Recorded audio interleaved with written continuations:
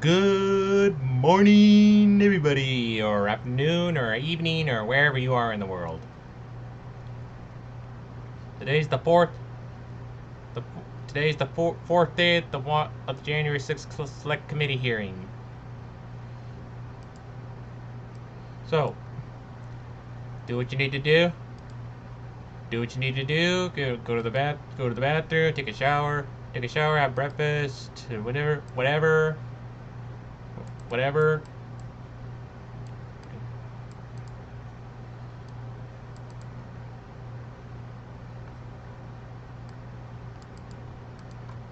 Or whatever. So sit back, so you can sit back and watch the hearings. All right. All we gotta do now is just wait.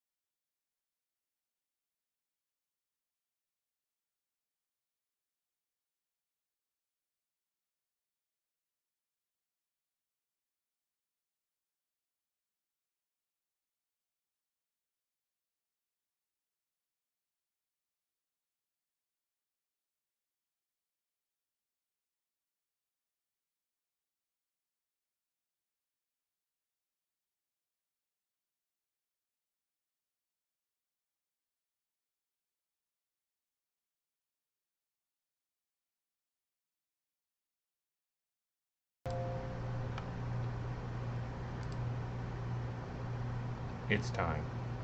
I hope.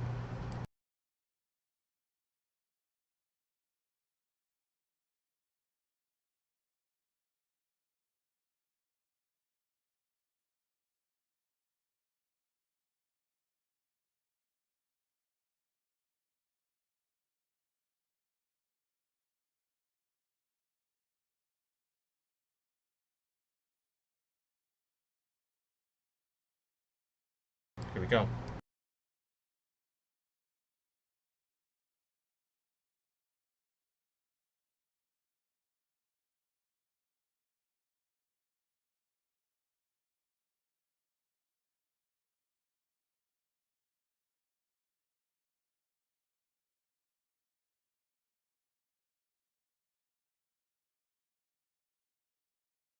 In Washington, what they did down at the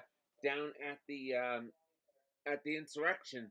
For a woman from Smallton, Pennsylvania, she wants the charges dismissed because, among other things, she doesn't feel the law applies to her.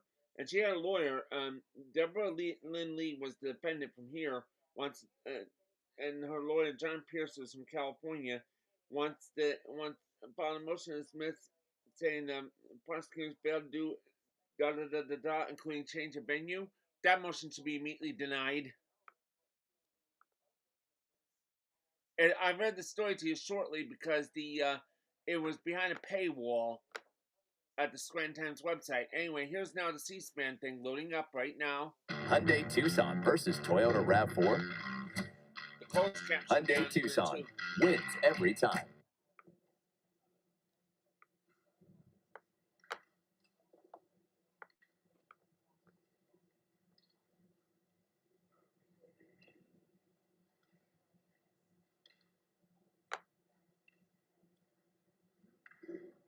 Oh wait, there's no closed captioning on it from this one. Darn.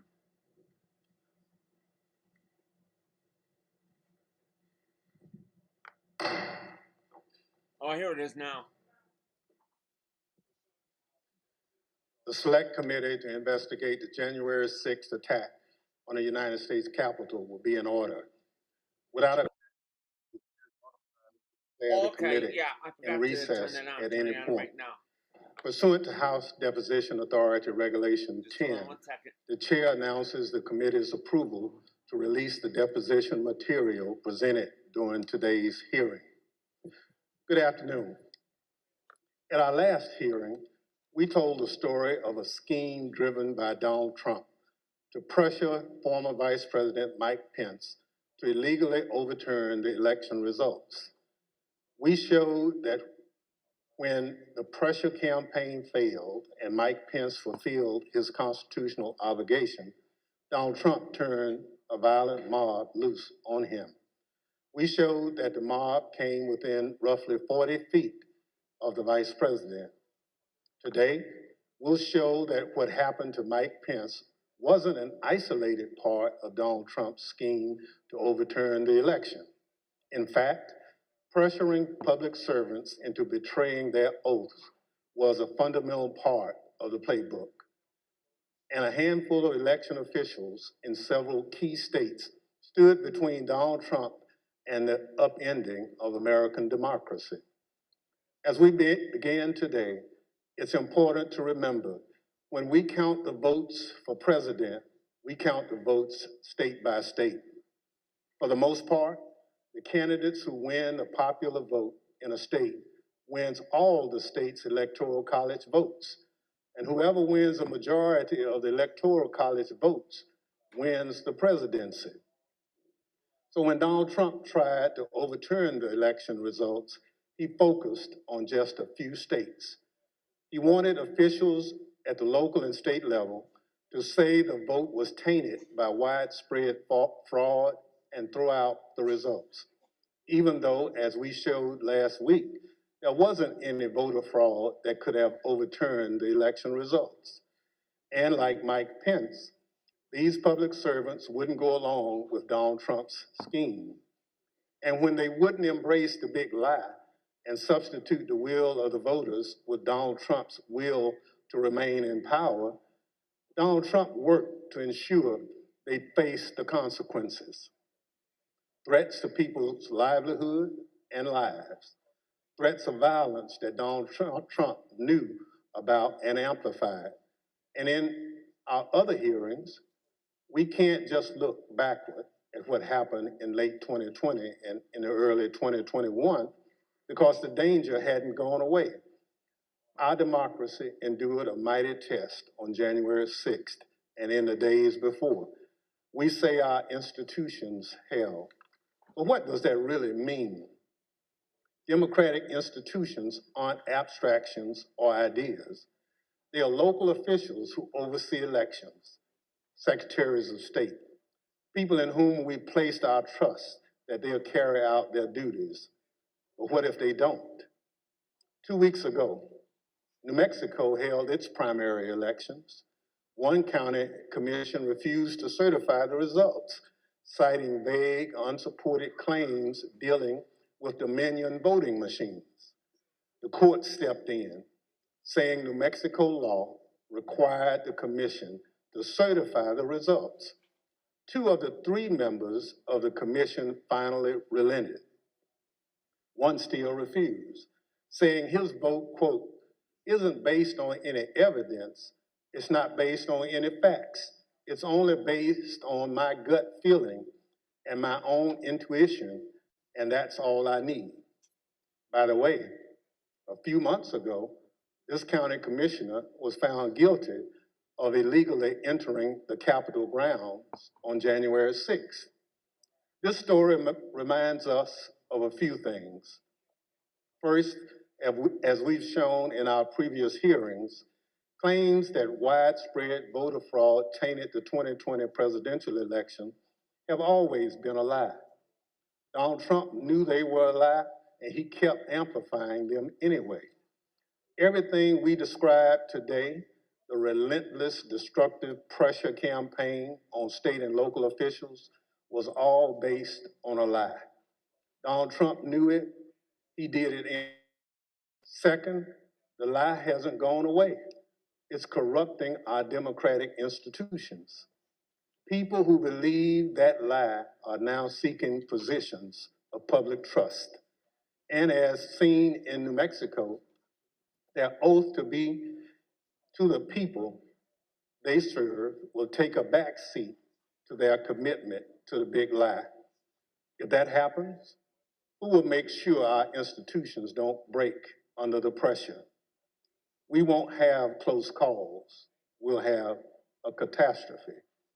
My distinguished colleague from California, Mr. Schiff, will present much of the Select Committee's finding on this matter. First, I'm pleased to recognize our Vice Chair, Ms. Cheney of Wyoming, for any opening statement she'd care to offer. Thank you very much, Mr. Chairman. Today, we will begin examining President Trump's effort to overturn the election by exerting pressure on state officials and state legislatures.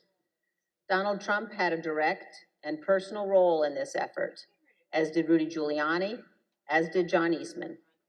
In other words, the same people who were attempting to pressure Vice President Mike Pence to reject electoral votes illegally were also simultaneously working to reverse the outcome of the 2020 election at the state level.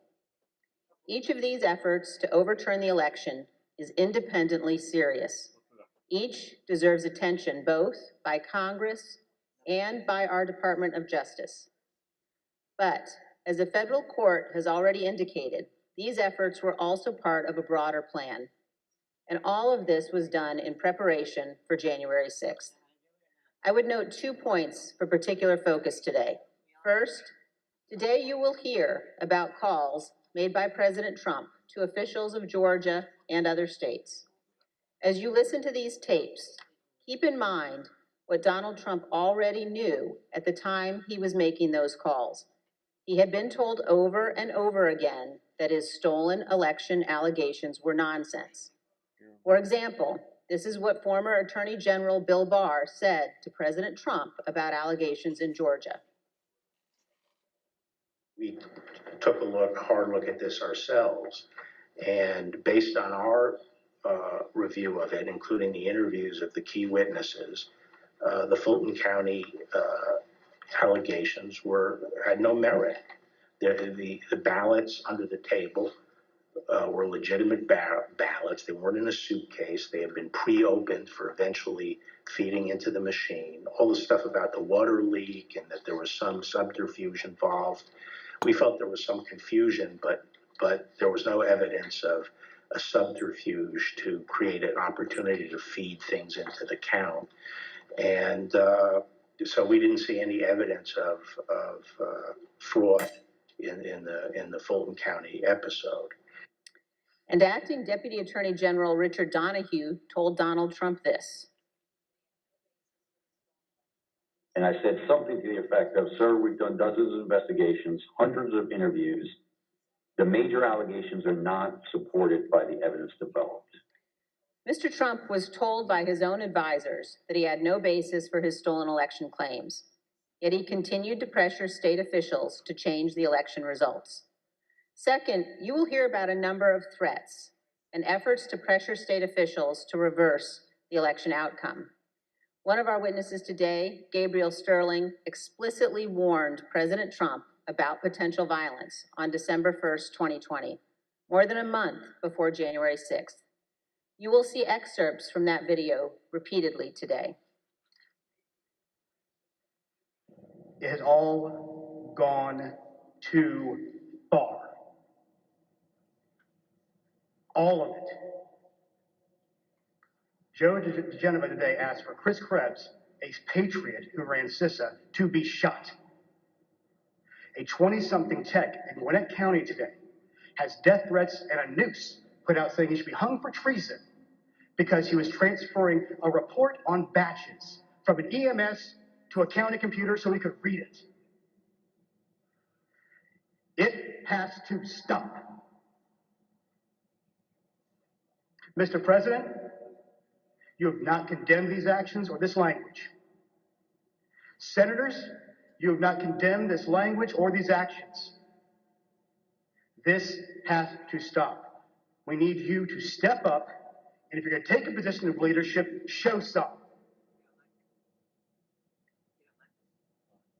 My boss, Secretary Raffensperger, his address is out there. They have people doing caravans in front of their house. They've had people come onto their property. It has to stop. This is elections. This is the backbone of democracy, and all of you who have not said a damn word are complicit in this. The point is this: Donald Trump did not care about the threats of violence. He did not condemn them. He made no effort to stop them. He went forward with his fake allegations anyway. One more point. I would urge all of those watching today to focus on the evidence the committee will present. Don't be distracted by politics. This is serious. We cannot let America become a nation of conspiracy theories and thug violence. Finally, I want to thank our witnesses today for all of your service to our country. Today, all of America will hear about the selfless actions of these men and women who acted honorably to uphold the law, protect our freedom, and preserve our Constitution. Today, Mr. Chairman, we will all see an example of what truly makes America great. Thank you, Mr. Chairman. I yield back. Without objection, the chair recognizes the gentleman from California, Mr. Schiff, for an opening statement. Thank you, Mr. Chairman and Madam Vice Chair. On November 3rd, 2020, Donald Trump ran for re-election to the office of the presidency, and he lost. His opponent, Joe Biden, finished ahead in the key battleground states of Arizona, Michigan, Wisconsin, Pennsylvania, Georgia, and elsewhere. Nevertheless, and for the first time in history, the losing presidential candidate fought to hold on to power. As we have seen in previous hearings, he did so through a variety of means. On election day, he sought to stop the counting of the vote, knowing that the millions of absentee ballots elections officials would be counting on election day and thereafter would run strongly against him and deliver a victory to Joe Biden. Next, and when he could not stop the counting, he tried to stop state legislatures and governors from certifying the results of the election. He went to court and filed dozens of frivolous lawsuits, making unsubstantiated claims of fraud. When that too failed, he mounted a pressure campaign directed at individual state legislators to try to get them to go back into session and either declare him the winner, decertify Joe Biden as the winner, or send two slates of electors to Congress, one for Biden and one for him, and pressure Vice President Pence to choose him as the winner.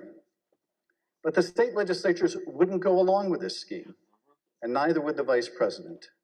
None of the legislatures agreed to go back into special session and declare him the winner.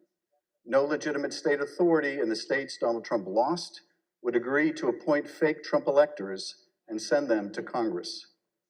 But this didn't stop the Trump campaign either. They assembled groups of individuals in key battleground states and got them to call themselves electors, created phony certificates associated with these fake electors, and then transmitted these certificates to Washington and to the Congress to be counted during the joint session of Congress on January 6th. None of this worked. But according to Federal District Judge David Carter, former President Trump and others likely violated multiple federal laws by engaging in this scheme, including conspiracy to defraud the United States. You will hear evidence of the former president and his top advisors' direct involvement in key elements of this plot, or what Judge Carter called a coup in search of a legal theory. For as the judge explained, President Trump's pressure campaign to stop the electoral count did not end with Vice President Pence. It targeted every tier of federal and state elected officials. Convincing state legislatures, he said, to certify competing electors was essential to stop the count and ensure President Trump's reelection. As we have seen in our prior hearings, running through this scheme was a big lie that the election was plagued with massive fraud and somehow stolen. You'll remember what the president's own attorney general, Bill Barr, said he told the president about these claims of massive fraud affecting the outcome of the election. And I told him that the stuff that his people were shoveling out to the public was bullshit. I mean, that the claims of fraud were bullshit. The president's lie was and is a dangerous cancer on the body politic. If you can convince Americans that they cannot trust their own elections, that any time they lose it is somehow illegitimate, then what is left but violence to determine who should govern? This brings us to the focus of today's hearing. When state elections officials refused to stop the count, Donald Trump and his campaign tried to put pressure on them. When state executive officials refused to certify him the winner of states he lost, he applied more pressure. When state legislators refused to go back into session and appoint Trump electors, he amped up the pressure yet again. Anyone who got in the way of Donald Trump's continued hold on power after he lost the election was the subject of a dangerous and escalating campaign of pressure. This pressure campaign brought angry phone calls and texts, armed protests, intimidation, and all too often, threats of violence and death. State legislators were singled out. So too were statewide elections officials. Even local elections workers, diligently doing their jobs, were accused of being criminals and had their lives turned upside down. As we will show, the president's supporters heard the former president's claims of fraud and the false allegations he made against state and local officials as a call to action. Stop the steal! Stop the steal! Stop the steal! You're a threat to democracy! You're a threat to free and honest elections! America! We will not freedom! Will not be allowed in our country. You're a tyrant, you're a felon, and you must turn yourself in to the authorities immediately. And then about 45 minutes later, we started to hear the noises outside my home, and my stomach sunk, and I thought, it's me. And then it's just, we don't know what's gonna, and the uncertainty of that was what was the fear. Like, are they coming with guns? Are they gonna attack my house? I'm in here with my kid, I'm trying to put him to bed. And so it was, that was the scariest moment, just not knowing what was gonna happen. This pressure campaign against state and local officials spanned numerous contested states, as you will see in this video produced by the Select Committee. My name is Josh Roselman. I'm an investigative counsel for the House Select Committee to investigate the January 6th attack on the United States Capitol.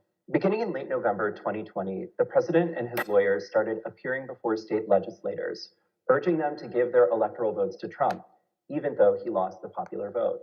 I represent President Trump along with Jenna Ellis, and this is our fourth or fifth hearing. This election has to be turned around because we won Pennsylvania by a lot, and we won all of these swing states by a lot. This was a strategy with both practical and legal elements. The Select Committee has obtained an email from just 2 days after the election, in which a Trump campaign lawyer named Cleta Mitchell asked another Trump lawyer, John Eastman, to write a memo justifying the idea. When do you remember this coming up as an option in the post-election period for the first time? Right after the election. It might have been before the election. Eastman prepared a memo attempting to justify this strategy, which was circulated to the Trump White House, Rudy Giuliani's legal team, and state legislators around the country. And he appeared before the Georgia state legislature to advocate for it publicly. You could also do what the Florida legislature was prepared to do, which is to adopt a slate of electors yourselves. And when you add in the mix of the significant statistical anomalies and sworn affidavits and video evidence of outright election fraud, I don't think it's just your authority to do that, but quite frankly, I think you have a duty to do that, to protect the integrity of the election here in Georgia. But Republican officials in several states released public statements recognizing that President Trump's proposal was unlawful. For instance, Georgia Governor Brian Kemp called the proposal unconstitutional, while Arizona House Speaker Rusty Bowers wrote that the idea would undermine the rule of law. The pressure campaign to get state legislators to go along with this theme intensified when President Trump invited delegations from Michigan and Pennsylvania to the White House. Either you or Speaker Chatfield, did you make the point to the president that you were not going to do anything that violated Michigan law? I believe we did. Whether or not it was those exact words or not, but I think that the words that I would have more likely used is we were going to follow the law. Nevertheless, the pressure continued.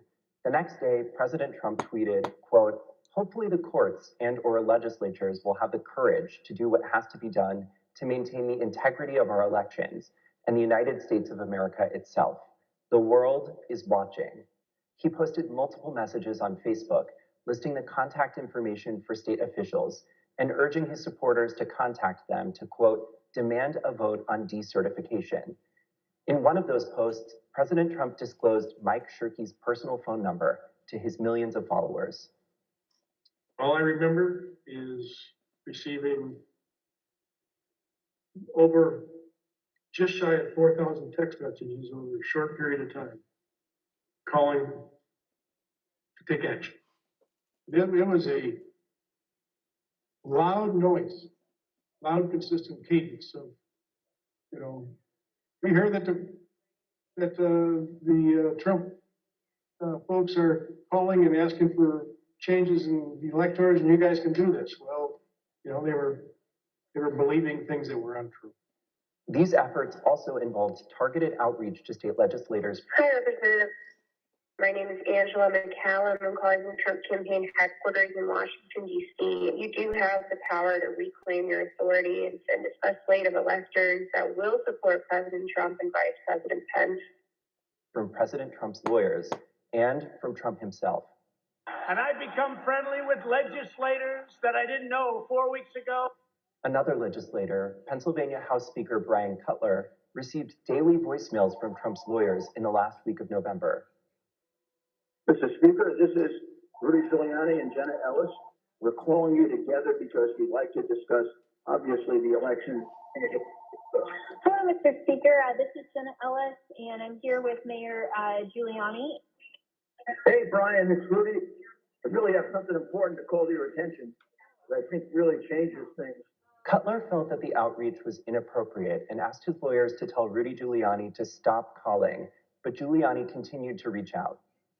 I understand that you don't want to talk to me now. I just want to bring some facts to your attention and talk to you as a fellow Republican. On December 30th, Trump ally Steve Bannon announced a protest at Cutler's home. We're getting on the road and we're going down to Cutler. We're going to start going to offices, and if we have to, we're going to go to homes, and we're going to let them know what we think about them. There were multiple protests. I actually don't remember the exact number. There was at least 3, I think, outside either my district office or my home. And you're correct, my son, my then 15-year-old son, was home by himself for the first one. All of my personal information was doxed online. It was my personal email, my personal cell phone, my home phone number. In fact, we had to disconnect our home phone for about 3 days because it would ring all hours of the night and would fill up with messages. Brian Cutler, we're outside. Clerks facing felony charges in Michigan. Poll watchers denied access in Pennsylvania. These ads were another element in the effort. The Trump campaign spent millions of dollars running ads online and on television. The evidence is overwhelming. Call your governor and legislators. Demand they inspect the machines and hear the evidence. Public pressure on state officials often grew dangerous in the lead up to January 6th.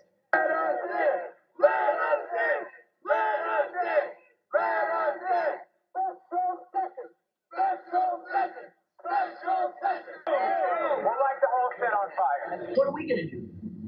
What can you and I do to a state legislature besides kill them? Although we should not do that. I'm not advising that, but I mean, what else can you do, right? The punishment for treason is death. The state pressure campaign and the danger it posed to state officials and to state capitals around the nation was a dangerous precursor to the violence we saw on January 6th at the U.S. Capitol. Today you will hear from Rusty Bowers, the Republican Speaker of the Arizona House of Representatives. He will tell us about his conversations with the President, with Rudy Giuliani and John Eastman, and what the President's team asked of him, and how his oath of office would not permit it. You will then hear from Brad Raffensperger, the Republican Secretary of State of Georgia, who Trump directed to, quote, find 11,780 votes. That did not exist, but just the exact number of votes needed to overtake Joe Biden.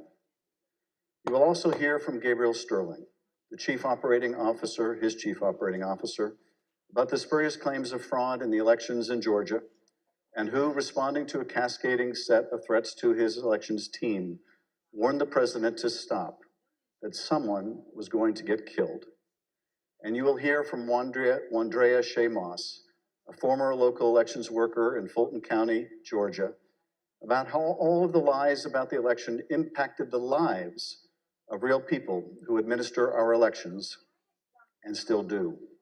You will hear what they experienced when the most powerful man in the world, the President of the United States, sought to cling to power after being voted out of office by the American people. The system held, but barely. And the system held because people of courage, Republicans and Democrats, like the witnesses you will hear today, put their oath to the country and Constitution above any other consideration. They did their jobs, as we must do ours. Thank you, Mr. Chairman, and I yield back. I now welcome our first panel of witnesses. We're joined today by a distinguished legislator from Arizona, Rusty Bowers, who's a Republican Speaker of the Arizona House of Representatives. Mr. Bowers was first elected to the state legislature in 1993 and has served as Speaker since 2019. Welcome, Speaker Bowers. Brad Raffensperger is the 29th Secretary of State of Georgia, serving in this role since 2019.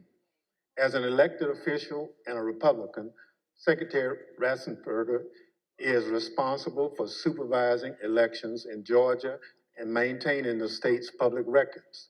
Welcome, Mr. Secretary. Gabriel Sterling is the Chief Operating Officer in the Georgia Secretary of State's office. Mr. Sterling was the statewide voting systems implementation manager for the 2020 election in Georgia, responsible for leading the Secretary of State's response to the COVID pandemic and rolling out modernized voting equipment. I will swear in our witnesses. The witnesses will please stand and raise their right hand. Do you swear or affirm on the penalty of perjury that the testimony you're about to give is the truth, the whole truth, and nothing but the truth, so help you God? Thank you. Please be seated. Let the record reflect that the witnesses answered in the affirmative. Speaker Bowers, thank you for being with us today. You're the Speaker of the Arizona House and a self-described conservative Republican. You campaigned for President Trump and with him during the 2020 election. Is it fair to say that you wanted Donald Trump to win a second term in office? Please. Yes, sir. Thank you. And is it your understanding that President Biden was the winner of the popular vote in Arizona in 2020? Yes, sir. Thank you. Pursuant to Section 5C8 of House Resolution 503, the chair recognizes the gentleman from California, Mr. Schiff, for questions. Speaker Bowers, thank you for being with us today. Before we begin with the questions that I had prepared for you, I wanted to ask you about a statement that former President Trump issued, which I received just prior to the hearing. Have you had a chance to review that statement? My counsel called from Arizona and read it to me. Yes, sir. In that statement, I won't read it in its entirety. Former President Trump begins by calling you a rhino, Republican in name only. He then references a conversation in November 2020 in which he claims that you told him that the election was rigged and that he had won Arizona. To quote the former president, during the conversation, he told me the election was rigged and that I won Arizona, unquote. Did you have such a conversation with the president? I did have a conversation with the president.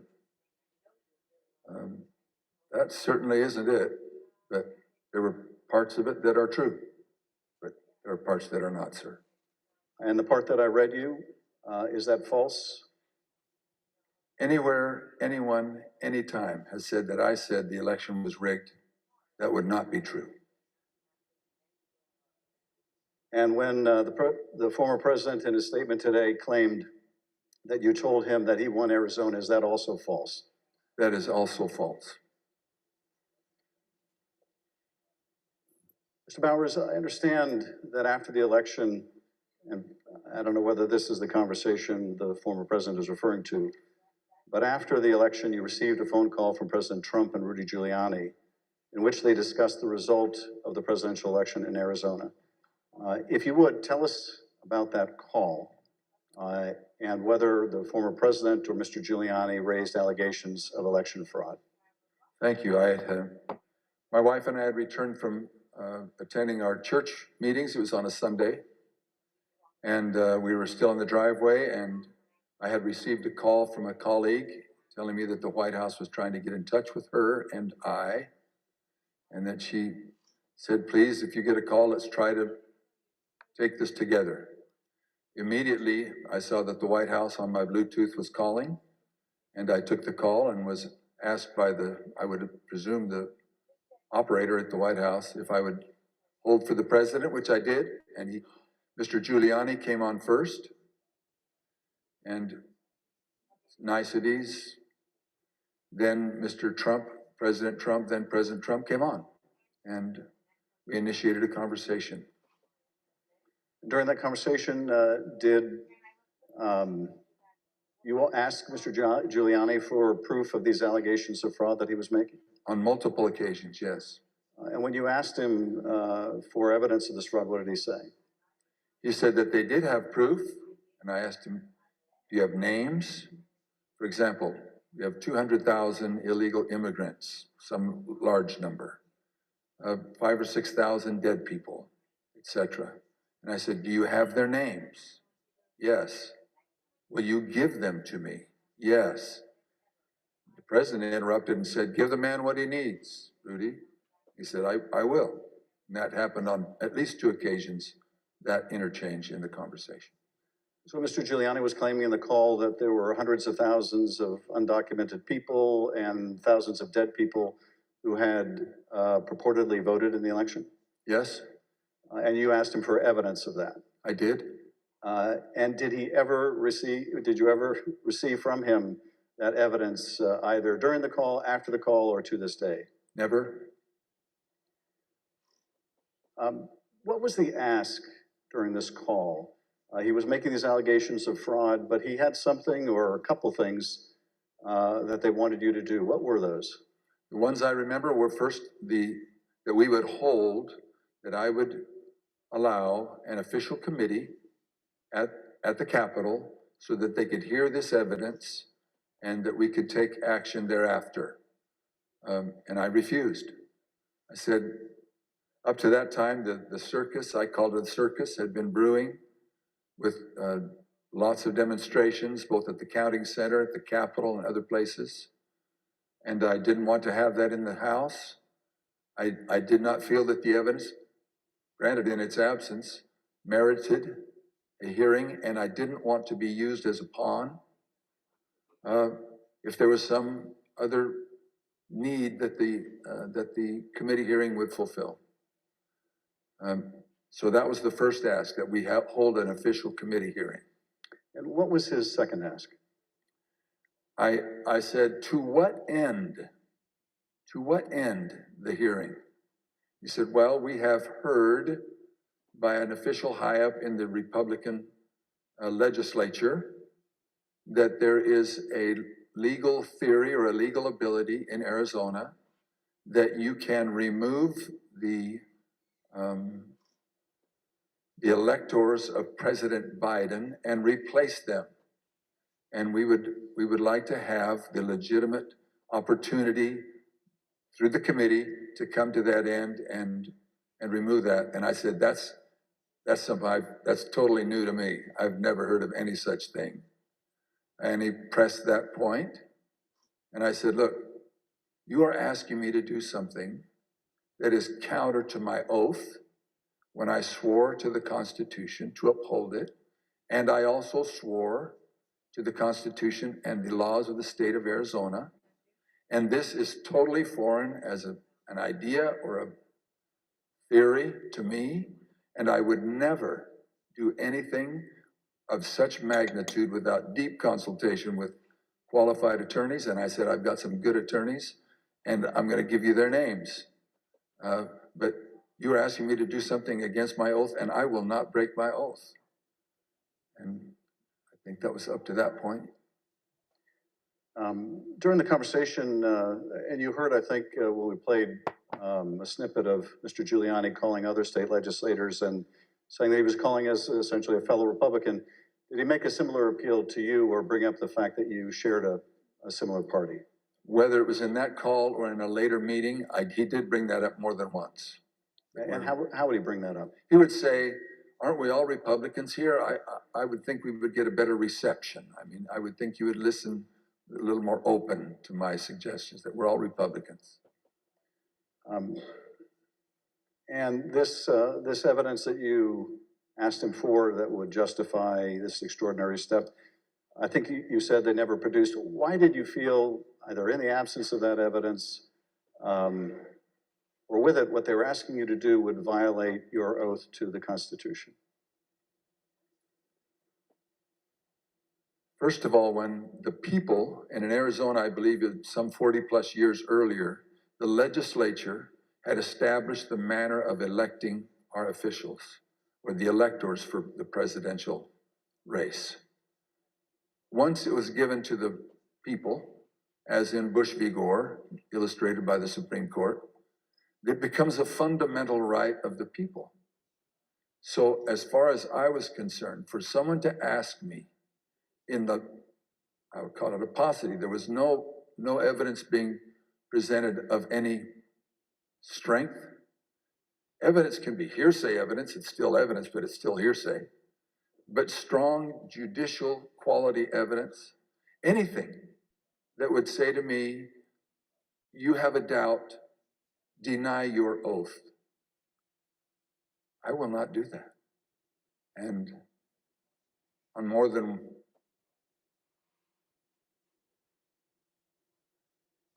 one occasion throughout all this, that has been brought up, and it is a tenet of my faith that the Constitution is divinely inspired, of my most basic foundational beliefs. And so for me to do that because somebody just asked me to is foreign to my very being. I will not do it.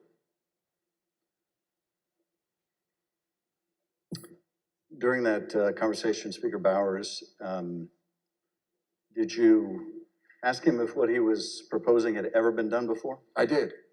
And what did he say? He said, well, I'm not familiar with Arizona law or any other laws, but I don't think so. And that also was brought up in other conversations, both with him and with John Eastman and others. Speaker Bowers, I understand that a week after that call, Mr. Giuliani appeared with others associated with President Trump's effort to overturn the result of the election at a purported legislative hearing in a hotel ballroom in Phoenix. Was this an official hearing of the state legislature? It was not. And why was it not a real or official hearing of the legislature? A legislator can hold a group meeting. You can call it a hearing.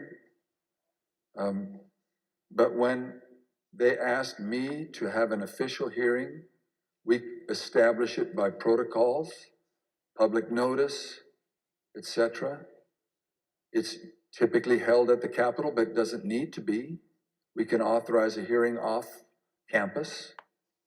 And in this case, I had been asked on several occasions to allow a hearing. I had denied it, but said, you're free to hold a meeting, any meeting you want, to the person who asked, and which he ultimately did. I think he was a little frustrated, but he ultimately did. This meeting was the same day, I believe, that the governor of Arizona, Doug Ducey, certified Biden as the winner of the presidential election in Arizona. Did you meet with Mr. Giuliani and his associates while they were in Phoenix sometime after that purported legislative hearing at the hotel? Yes, I did, sir. And at that meeting, did Mr. Giuliani raise any specific allegations of election fraud again? His initial comments were, again, the litany of groups of illegal individuals or people deceased, etc. And he had brought that up, and I wasn't alone in that meeting. There were others, and other members of the Senate aggressively questioned him. And then I proceeded to question him on the proof that he was going to bring me, etc. But he did bring those up, yes. And these other legislators were also Republican members of the Senate? They were, yes, sir. And did they also press him for proof of these allegations? They pressed him very strongly. Two of them especially, very strongly. And at some point, did Mr. Giuliani ask one of the other attorneys on his team to help him out with the evidence? He did. He asked Jenna Ellis, who was sitting to his right.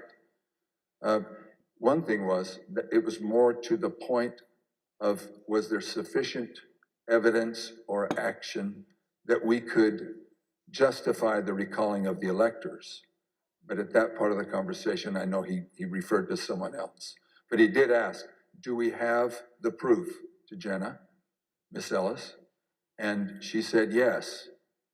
And I said, I want the names. Do you have the names? Yes. Do you have how they voted?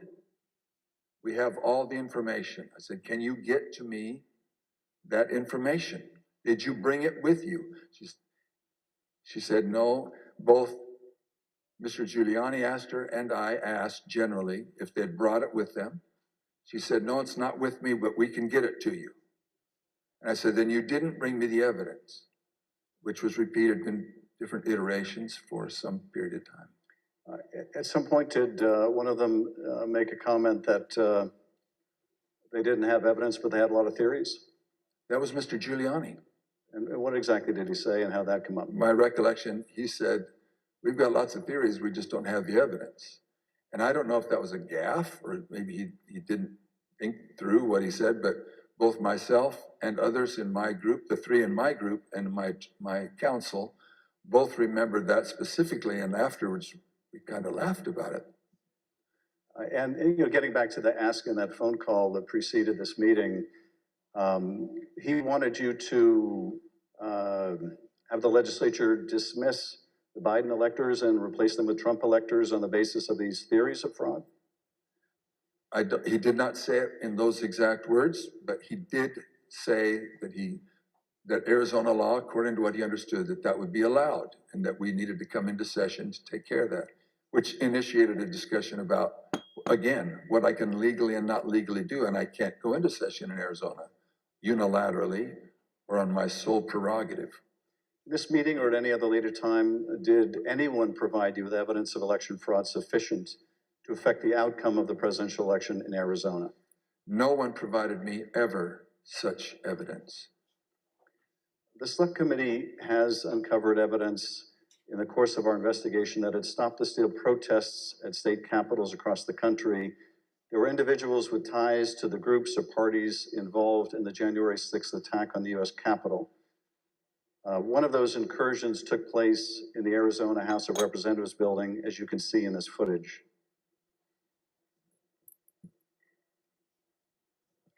This is previously undisclosed video of protesters illegally entering and refusing to leave the building.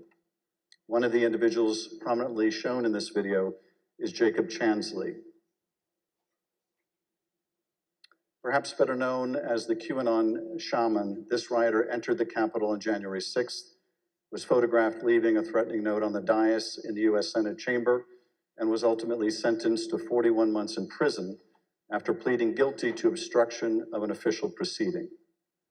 Other protesters who occupied the Arizona House of Representatives building included Proud Boys, while men armed with rifles stood just outside the entrance. I understand these protesters were calling for you by name, Speaker Bowers. Is that correct? That is correct. Speaker Bowers, did the president call you again in later in December? He did, sir. Did you tell the president in that second call that you supported him, that you voted for him, but that you were not going to do anything illegal for him? I did, sir. Nevertheless, his lawyer, John Eastman, called you some days later on June 4th, 2021. And he did have a very specific ask that would have required you to do just what you had already told the president you wouldn't do, something that would violate your oath. Is that correct? That's correct. It wasn't just me. I had my counsel and others on the call. And what did Dr. Eastman want you to do? That we would, in fact, take a vote to overthrow, or I shouldn't say overthrow, that we would decertify the electors, and that because we had plenary authority to do so. And he cited Article 2, Section 1, I think it's Clause 2, and said that in his opinion, that gave us the authority if there was, I don't recall him saying sufficient evidence, but there was some call or some strong reason to do so or justification to do so that we could do that. And that he was asking that his suggestion was that we would do it. And I said, again, I took an oath. For me to take that, to do what you do would be counter to my oath. I don't recall if it was in that conversation, clearly, that we talked more about the oath, but I said, what would you have me do? And he said, just do it and let the court sort it out. And I said, you're asking me to do something that's never been done in history, the history of the United States, and I'm going to put my state through that without sufficient proof, and that's going to be good enough with me? That I would put us through that, my state, that I swore to uphold both in Constitution and in law? No, sir. He said, well, that's my suggestion would be just do it and let the courts figure it all out. And he didn't use that exact phrase, but that was what his meaning was. And I declined, and I believe that was close to the end of our phone call. And again, this took place after you had recently spoken with President Trump and told him that you wouldn't do anything illegal for him. Is that right? It wasn't days after. Obviously, it was days after, but a few days had gone by. But you had told President Trump you would not do anything illegal for him. I did, both times.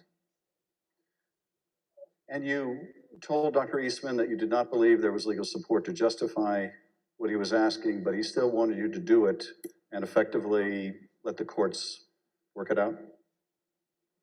I've been warned, don't say things you think maybe he said, but I do remember him saying that the authority of the legislature was plenary and that you can do it. I said, then you should know that I can't even call the legislature into session without a 2/3 majority vote.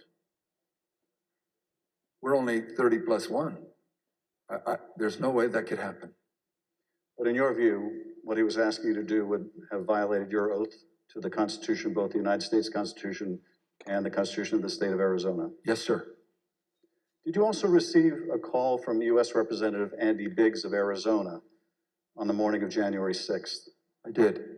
And what did Mr. Biggs ask you to do? I believe that was the day that the vote was occurring to each state to have certification, or to declare the certification of the electors. And he asked if I would sign on both to a letter that had been sent from my state and or that I would support the decertification of the electors. And I said I would not. Mr. Speaker, on December 4th, 2020, shortly after your meeting with Rudy Giuliani and other allies of President Trump, you released a statement publicly addressing, quote, calls for the legislature to overturn the 2020 certified election results. The statement is very straightforward in explaining the, quote, breathtaking request, unquote, made by representatives of President Trump. Quote, that the Arizona legislature overturn the certified results of last month's election and deliver the state's electoral college votes to President Trump, unquote. Why did you believe, as you wrote in this statement, that the rule of law forbid you from doing what President Trump and his allies wanted you to do? Representative, I'm sorry, I should be saying, Mr. Chairman, Representative Schiff, there's two sides to the answer. One is, what am I allowed to do? And what am I forbidden to do? We have no legal pathway, both in state law nor to my knowledge in federal law, for us to execute such a request. And I am not allowed to walk or act beyond my authority. If I'm not specifically authorized as a legislator, as a legislature, then I cannot act to the point of calling us into session. Some say that just a few legislators have plenary authority, and that has come as part of all of this discussion, I'll call it. But so to not have authority and be forbidden to act beyond my authority on both counts, I am not authorized to take such action, and that would deny my oath. In your statement, you included excerpts from President Ronald Reagan's inaugural address in 1981. The newly inaugurated president told the country, quote, the orderly transfer of authority as called for in the Constitution routinely takes place as it has for almost 2 centuries, and few of us stop to think how unique we really are. In the eyes of many in the world, this every 4-year ceremony we accept as normal is nothing less than a miracle. Tell us, if you would, Mr. Speaker, why did you include President Reagan's words in your public statement? Mr. Chairman, Representative Schiff, because I have a lot of admiration for Ronald Reagan. had the opportunity of going through his home with one other person and walking through, and I have a lot of admiration for him. When he pointed out, which is, I have lived in other country for a period of time and have visited a few countries, and during election times, the fact that we allow an election, support an election, and stand behind the election, even in the past when there have been serious questions about the election, and then move on without disturbance and with acceptance that we choose to follow the outcome of the will of the people. That will means a lot to me, and I know it meant a lot to him. And so we included that.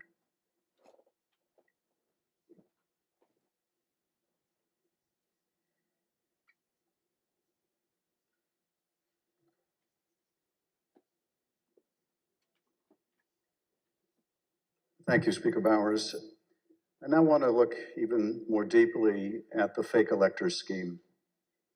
Every 4 years, citizens from all over the United States go to the polls to elect their president. Under our Constitution, when we cast our votes for president, we are actually voting to send electors pledged to our preferred candidate to the Electoral College. In December, the electors in each state meet, cast their votes, and send those votes to Washington. There is only one legitimate slate of electors from each state. On the 6th day of January, Congress meets in a joint session to count those votes, and the winner of the Electoral College vote becomes the president. In this next segment, you'll hear how President Trump and his campaign were directly involved in advancing and coordinating the plot to replace legitimate Biden electors with fake electors not chosen by the voters. You'll hear how this campaign convinced these fake electors to cast and submit their votes through fake certificates, telling them that their votes would only be used in the event that President Trump won his legal challenges. Yet when the president lost those legal challenges, when courts rejected them as frivolous and without merit, the fake elector scheme continued. At this point, President Trump's own lawyers, so-called Team Normal, walked away rather than participate in the plan. And his own White House counsel's office said that the plan was not legally sound. Let's play the following video produced by the Select Committee. My name is Casey Lucier. I'm an investigative counsel for the House Select Committee to investigate the January 6th attack on the United States Capitol. On November 18th, a lawyer working with the Trump campaign named Kenneth Cheeseborough wrote a memo arguing that the Trump campaign should organize its own electors in the swing states that President Trump had lost. The Select Committee received testimony that those close to President Trump began planning to organize fake electors for Trump in states that Biden won in the weeks after the election. Who do you remember being involved in those early discussions around the Thanksgiving time regarding having alternate electors meet? Mr. Giuliani, several of Mr. Giuliani's associates, Mr. Meadows,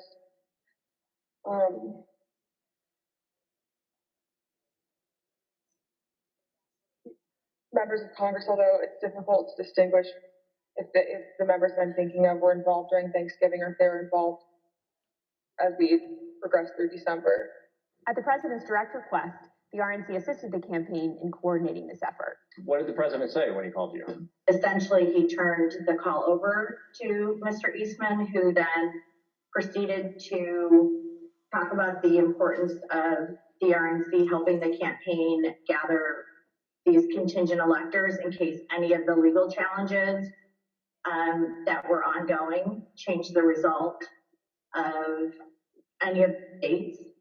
I think more just helping them reach out and assemble them. But my understanding is the campaign did take the lead, and we just were helping them in that role.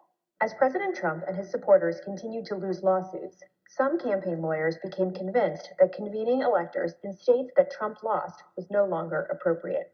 I just remember I either replied or called somebody saying, unless we have litigation pending that's like in these states, like I don't think this is appropriate, or, this isn't the right thing to do. I don't remember how I phrased it, but I got into a little bit of a back and forth, and I think it was with Ken Cheeseborough, where I said, all right, you just get after it. Like, I'm out. At that point, I had Josh Finley email Mr. Chesbrough politely to say, this is your task. You are responsible for the Electoral College issues moving forward. And this was my way of taking that responsibility to zero. The committee learned the White House counsel's office also felt the plan was potentially illegal. And so to be clear, did you hear the White House counsel's office say that this plan to have alternate electors meet and cast votes for Donald Trump in states that he had lost was not legally sound? Yes, sir. And who was present for that meeting that you remember? It was in our office. It was Mr. Meadows, Mr. Giuliani, and a few of Mr. Giuliani's associates. The select committee interviewed several of the individual fake electors, as well as Trump campaign staff who helped organize the effort. We were just, kind of useful idiots or rubes at that point. A strong part of me really feels that it's just kind of as the road continued and as it was failure, that got formulated as what do we have on the table? Let's just do it. And now, after what we've told you today about the select committee's investigation, about the conclusion of the professional lawyers on the campaign staff, Justice Clark, Matt Morgan, and Josh Finley, about their unwillingness to participate in the convening of these electors, how does that contribute to your understanding of these issues? I'm angry. I'm angry because I think in a sense, no one really cared if people were potentially putting themselves in jeopardy. Would you have not wanted to participate in this any further as well? I absolutely would not have. Had I known that the three main lawyers for the campaign that I've spoken to in the past and were leading up were not on board. Yeah. I was told that these would only count if a court ruled in our favor. So that would have been using our electors, it would have been using our electors in ways that we weren't told about, and we wouldn't have supported. Documents obtained by the Select Committee indicate that instructions were given to the electors in several states that they needed to cast their ballots in complete secrecy. Because this scheme involved fake electors, those participating in certain states had no way to comply with state election laws, like where the electors were supposed to meet. One group of fake electors even considered hiding overnight to ensure that they could access the state capitol, as required in Michigan. Did Mr. Norton say who he was working with at all on this effort to have electors meet? He said he was working with the president's campaign. He told me that the Michigan Republican electors were planning to meet in the Capitol and hide overnight so that they could fulfill the role of casting their vote per law in the Michigan chambers. And I told him in no uncertain terms that was insane and inappropriate. In one state, the fake electors even asked for a promise that the campaign would pay their legal fees if they got sued or charged with a crime. Ultimately, fake electors did meet on December 14th, 2020, in Arizona, Georgia, Michigan, Pennsylvania, New Mexico, Nevada, and Wisconsin. At the request of the Trump campaign, the electors from these battleground states signed documents falsely asserting that they were the, quote, duly elected electors from their state, and submitted them to the National Archives and to Vice President Pence in his capacity as President of the Senate. Here is what some of the fake elector certificates look like as compared to the real ones. But these ballots had no legal effect. In an email produced to the Select Committee, Dr. Eastman told a Trump campaign representative that it did not matter that the electors had not been approved by a state authority. Quote, the fact that we have multiple slates of electors demonstrates the uncertainty of either. That should be enough. He urged that Pence act boldly and be challenged. Documents produced to the Select Committee show that the Trump campaign took steps to ensure that the physical copies of the fake electors' electoral votes from 2 states were delivered to Washington for January 6th. Text messages exchanged between Republican Party officials in Wisconsin showed that on January 4th, the Trump campaign asked for someone to fly their fake electors' documents to Washington. A staffer for Wisconsin Senator Ron Johnson texted a staffer for Vice President Pence just minutes before the beginning of the joint session. This staffer stated that Senator Johnson wished to hand-deliver to the Vice President the fake electors' votes from Michigan and Wisconsin. The Vice President's aide unambiguously instructed them not to deliver the fake votes to the Vice President. Even though the fake elector slates were transmitted to Congress and the executive branch, the Vice President held firm in his position that his role was to count lawfully submitted electoral votes. Joseph R. Biden Jr. of the state of Delaware has received 306 votes. Donald J. Trump of the state of Florida has received 232 votes. Which is what he did when the joint session resumed on January 6th after the attack on the Capitol.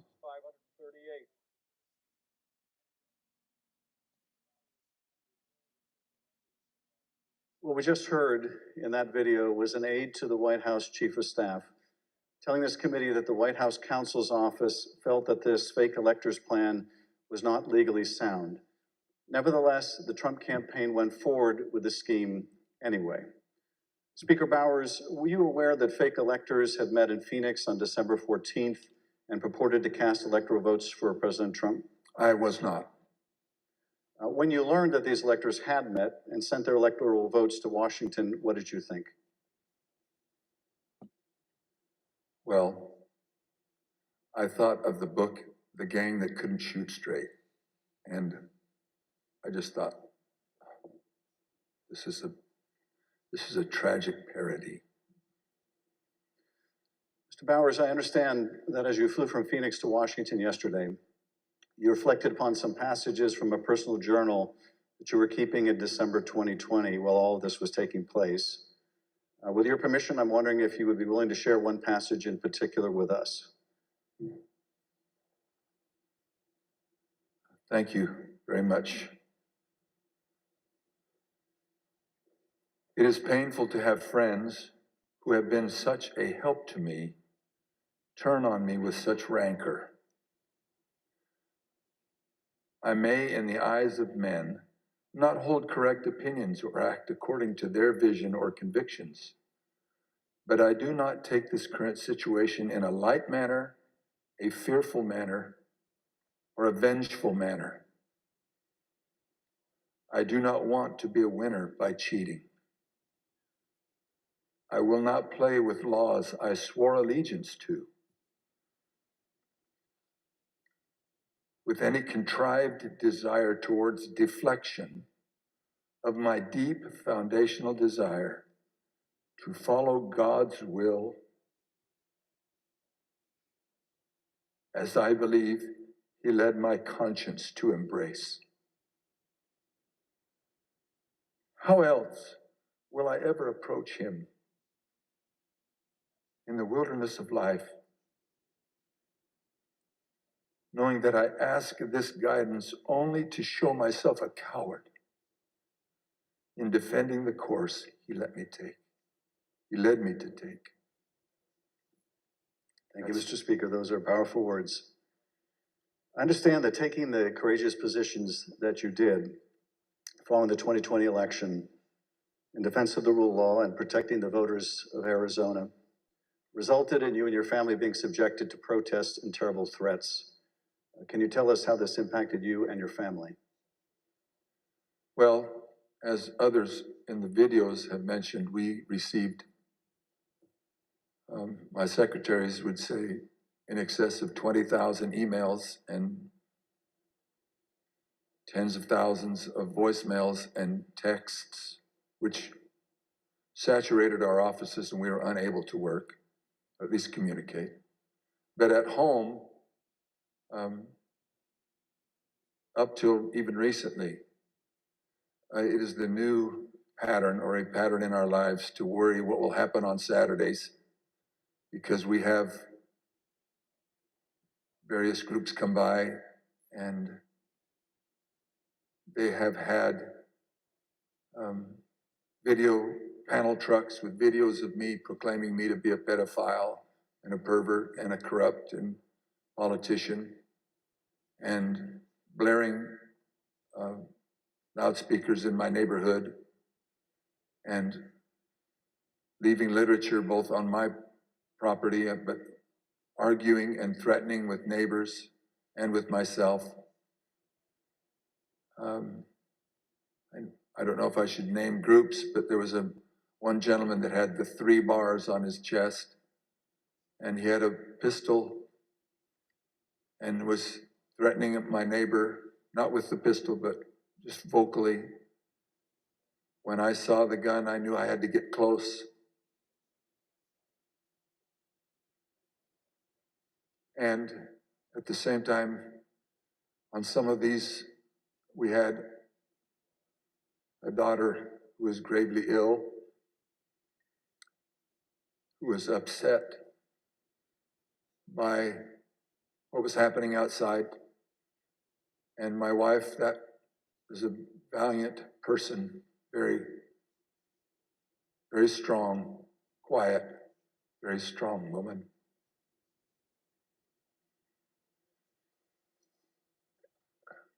So it was disturbing. It was disturbing. Mr. Speaker, I want to thank you for your service to the state of Arizona and to the country. Mr. Chairman, at this point, I think it'd be appropriate to take a short recess. Okay, everyone. Accordingly, I reserve the balance of my time. For now, and turn off my camera and that, because they're on the short recess. So I'm going to pause it for now. The chair requests that those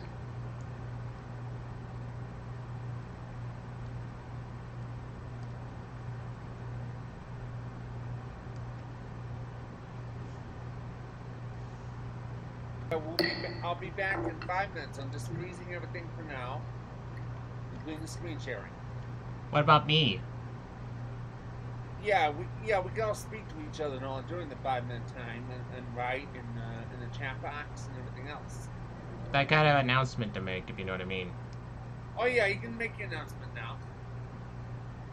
Okay, everyone, who agrees that Donald Trump committed democracide? I agree, democracide all the way he did. Right. And for those who don't know, or you could use your raise your hand function on the reaction area. For those who don't know, democracide is the crime of stopping or hindering of democracy. Do you agree Trump should be arrested for that?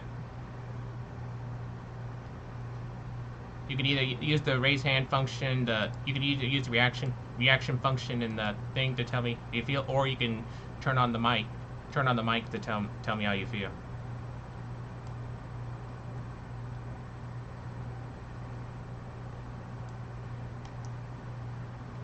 So let's spread the message with this hashtag. And the January 6th committee in a short break now. This first portion of the hearing has run about an hour. Just heard from the Republican Speaker of the House of Arizona, Rusty Bowers. Still to give testimony today, officials from Georgia, including Secretary of State Brad Raffensperger.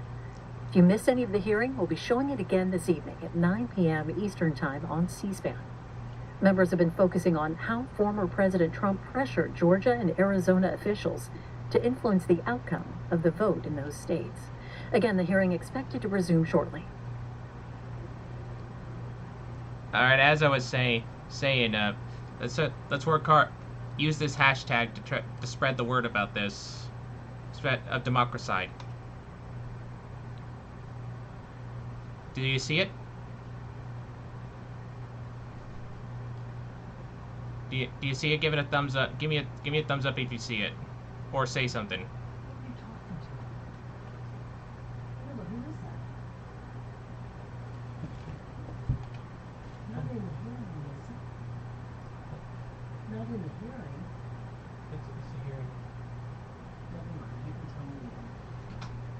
All right, so let's work hard. So let's work hard to stop democracide. There. And then let me even give you a website to go to.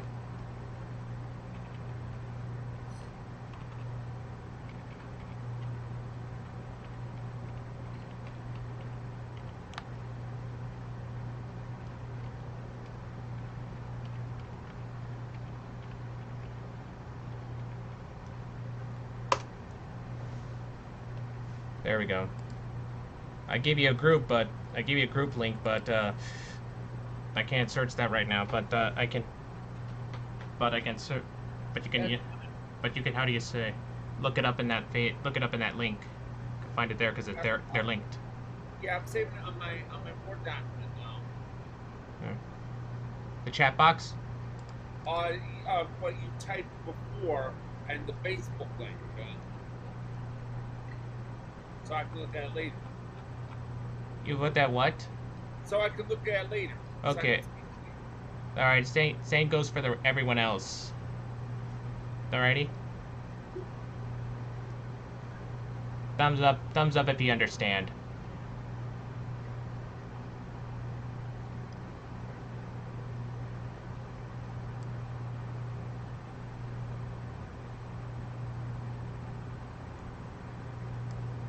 Pinky, who do you work with?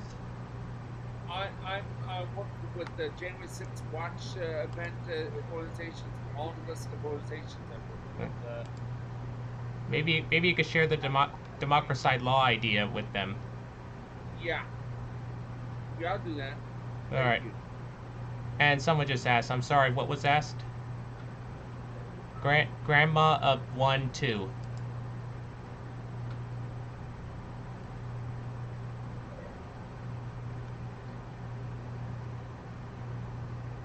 Someone explain it to her.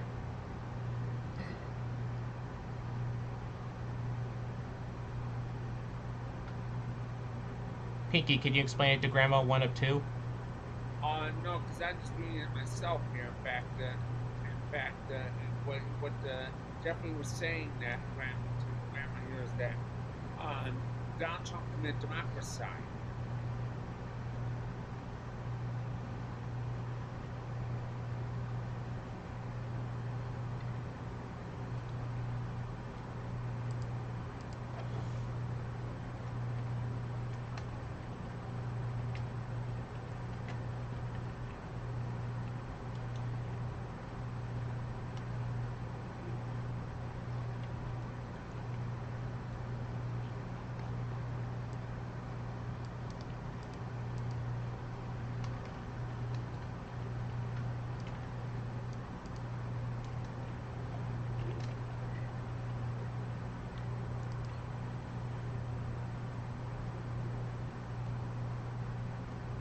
Did it before I could do that.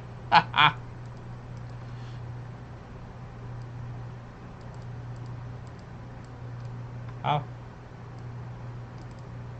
So is the video paused in the share screen, or is it still going? Yeah, the share part is paused, but your face things aren't.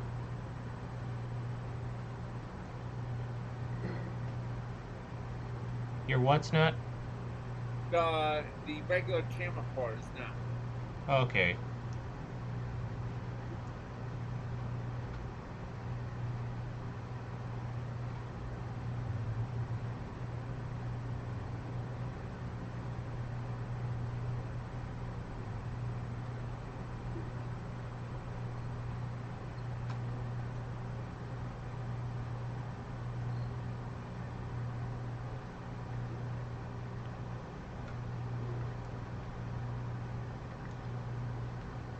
Well, that's all I had to say. Thank you. Thank you, everyone, for listening.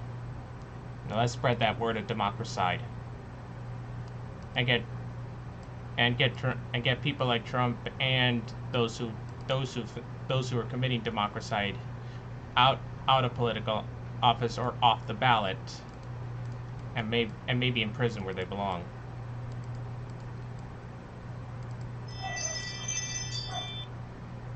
Or the death penalty, depending on if the crime is that serious. Even a short break, members have been focusing on how former President Trump pressured Georgia and Arizona officials to influence the outcome of the vote in those states.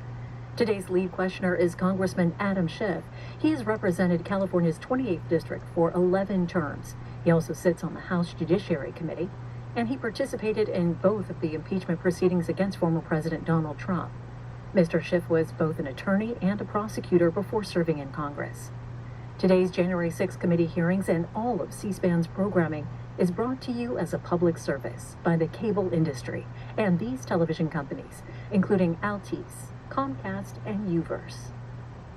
If you're watching on TV but you have to step away, you can continue watching the hearing on the go with C-SPAN Now.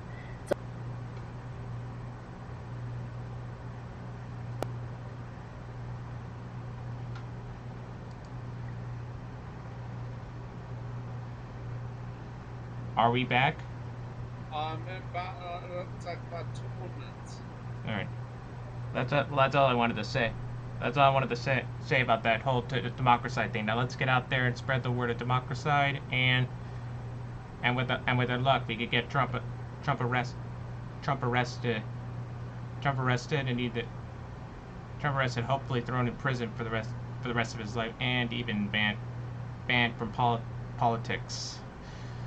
What I found amazing with that one local defendant from all Pennsylvania is that she cited documents in the lawyer cited documents. The person had to drive 4 hours from Parliament to Washington for their hearings all the time. And even the judge said, one of the local defendants, you decided to I'm here, that's it. You don't get change of venue to wherever your town is. Sorry, I didn't get it. Yeah, they said in the change of motion menu about how it's inconvenient for them to come to Washington, D.C. for their trials and on. January 6th, the defendant said it. To which the judge has said, no, you commit the crime here, you're staying here, you're not going elsewhere. Oh.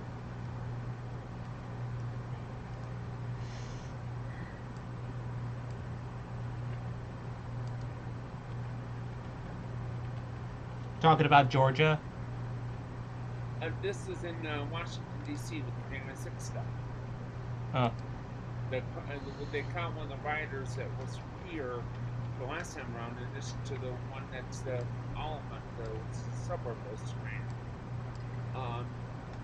They caught another one from up here too, and he tried to make that same argument that how inconvenient it is for that defendant to travel to Washington and all that.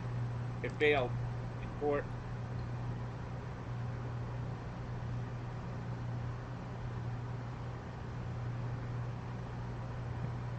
And this is relating to what? What exactly? The January 6th committee or something else? I just don't understand what you're saying. It's in connection to the riot itself, the January 6th insurrection itself. The story itself, but that part of it I could put in the chat because it was behind a paywall for spent times.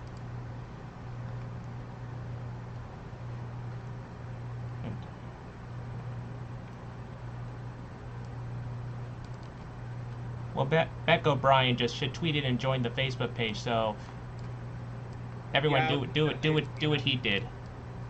And look for the Facebook group there too. It's linked. They're linked. It's a Word document, but I'll join up with the Facebook page later. All right then, and look for the Facebook group in there too. They're linked. It's called Democracide Watch. Did everyone get that name, Democracide Watch? Yeah, I did. I copied it into my Word document. Alrighty. How long till it starts again? About seconds now. Alrighty. Let's get back to the hearing then. I wish they had. I wish that the C-SPAN had displayed seconds on the screen like New Year's Eve countdown. Yeah. I always wish every year when the State of the Union's on that CBS had the Price is Right theme song, the State of the Union.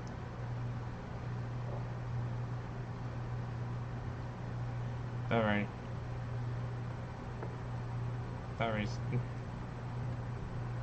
And in a second, they start walking in. Like right now, the witnesses are in, the audience is in, but the panel itself isn't walking yet.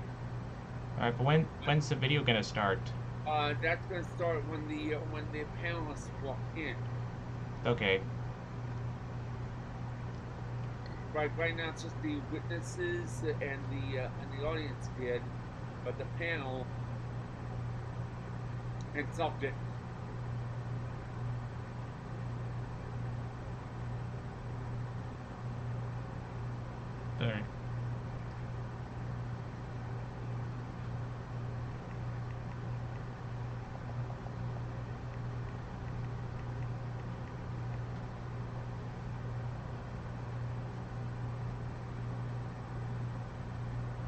Well, I'm gonna stop talking now. Okay. But I got everything I needed to say. Yeah. Okay, now they're coming in now, so I'm gonna unpause it now. The screen here.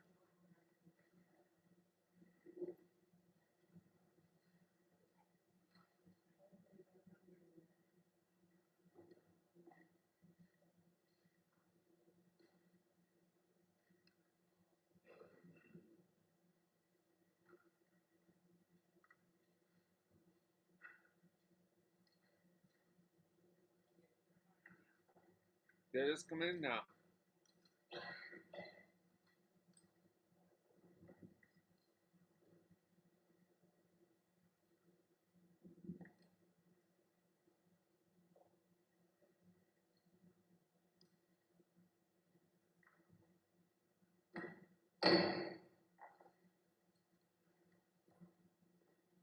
The committee will be in order.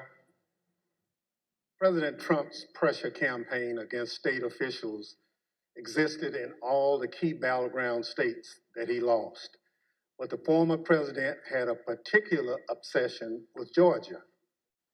Here is the president on the afternoon of January 6th, after his own attorney general warned him that the claims you are about to hear are patently false. They should find those votes. They should absolutely find that. Just over 11,000 votes, that's all we need. They defrauded us out of a win in Georgia, and we're not going to forget it. So the state of Georgia is where we will turn our attention to next. I want to emphasize that our investigation into these issues is still ongoing. As I stated in our last hearing, if you have relevant information or documentary evidence to share with the Select Committee, we welcome your cooperation. But we will share some of our findings with you today. Secretary Raffensperger, thank you for being here today. You've been a public servant in Georgia since 2015, serving first as a member of the Georgia House of Representatives, and then since January 2019 as Georgia's Secretary of State. As a self-described conservative Republican, is it fair to say that you wanted President Trump to win the 2020 election? Yes, it is.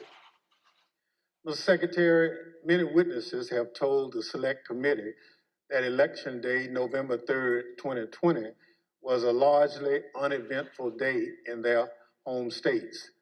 In spite of the challenges of conducting an election during a pandemic, you wrote in the Washington Post that the election was, quote, successful. Tell us, what was your impression of how Election Day had proceeded in Georgia?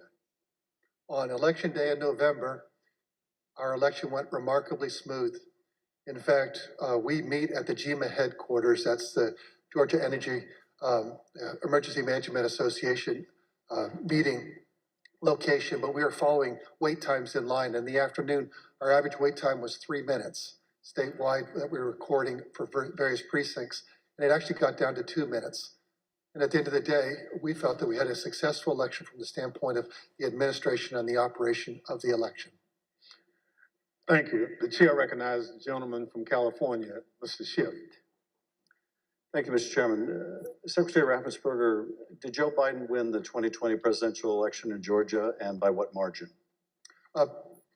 President Biden carried the state of Georgia by approximately 12,000 votes. And Mr. Secretary, as I understand it, your office took several steps to ensure the accuracy of the vote count in Georgia, reviewing the vote count in at least 3 different ways. These steps included a machine recount, a forensic audit, and a full hand recount of every one of the 5 million ballots cast. Did these efforts, including a recount of literally every ballot cast in the state of Georgia, confirm the result? Yes, they did. We counted the ballots where the first tabulation would be scanned. Then when we did our 100% hand audit of the all 5 million ballots in the state of Georgia, all cast in place, all absentee ballots, they were all hand recounted, and they came remarkably close to the first count. And then upon the election being certified, President Trump, because he was within 0.5%, excuse me, could ask for a recount. And then we recounted them again through the scanners, and we got remarkably the same count. 3 counts, all remarkably close, which showed that President Trump did come up short. Nevertheless, as you will see, the president and his allies began making numerous false allegations of voter fraud. The false allegations that you and Mr. Sterling, among others, had to address. Mr. Sterling, thank you also for being here today. Following the 2020 election, in addition to your normal duties, I understand that you became a spokesperson to try to combat disinformation about the election and the danger it was creating for elections officials, among others. In a December 1 press conference, you addressed some of your remarks directly to President Trump. Let's take a look at what you said that day. Mr. President, it looks like you likely lost the state of Georgia. We're investigating. There's always a possibility. I get it. You have the rights to go through the courts. What you don't have the ability to do, and you need to step up and say this, is stop inspiring people to commit potential acts of violence. Someone's going to get hurt. Someone's going to get shot. Someone's going to get killed. And it's not right. It's not right. Mr. Sterling, what prompted you to make these remarks? Mr. Schiff, we had a previously scheduled press conference that day, as we were in the habit of doing, trying to be as transparent as we could about the election and the counts going on.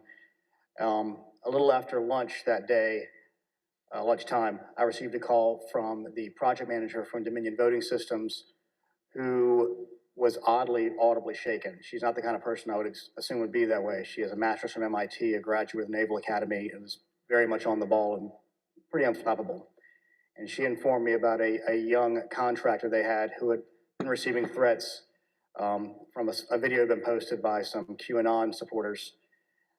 And at that point, we had been steeping in this kind of stuff. So it was around us all the time. So I didn't take note of it more than adding to the pile of other stuff we were having to deal with.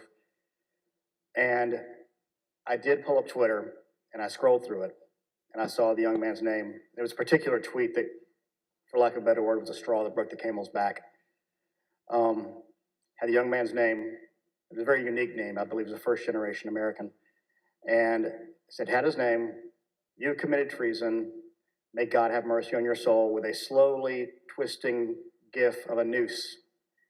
And for lack of a better word, I lost it. I just got irate. My boss was with me at the time, the Deputy Secretary, Jordan Fuchs, and she could tell that I was angry. I tend to turn red from here up when that happens, and that happened at that time. And she called Secretary Raffensperger to say, we're seeing these kind of threats, and Gabe thinks we need to say something about it. And the Secretary said yes, and that's what prompted me to do what I did. I lost my temper, but it seemed necessary at the time because it was just getting worse. And I could not tell you why that particular one was the one that put me over the edge, but it did. After you made this plea to the president, did Donald Trump urge his supporters to avoid the use of violence? Not to my knowledge. Now, as we know, the president was aware of your speech because he tweeted about it later that day. Let's take a look at what the president said. In the tweet, Donald Trump claims that there was, quote, massive voter fraud in Georgia. Mr. Sterling, that was just plain false, wasn't it? Yes, sir. Nevertheless, the very next day, on December 2nd, President Trump released a lengthy video again making false claims of election fraud in Georgia. Let's take a look at what he said this time. They found thousands and thousands of votes that were out of whack, all against me. In fact, the day after Donald Trump released that video, so now we're talking just 2 days after the emotional warning that you gave that someone's going to get killed, representatives of President Trump appeared in Georgia, including Rudy Giuliani, and launched a new conspiracy theory that would take on a life of its own and threaten the lives of several innocent election workers.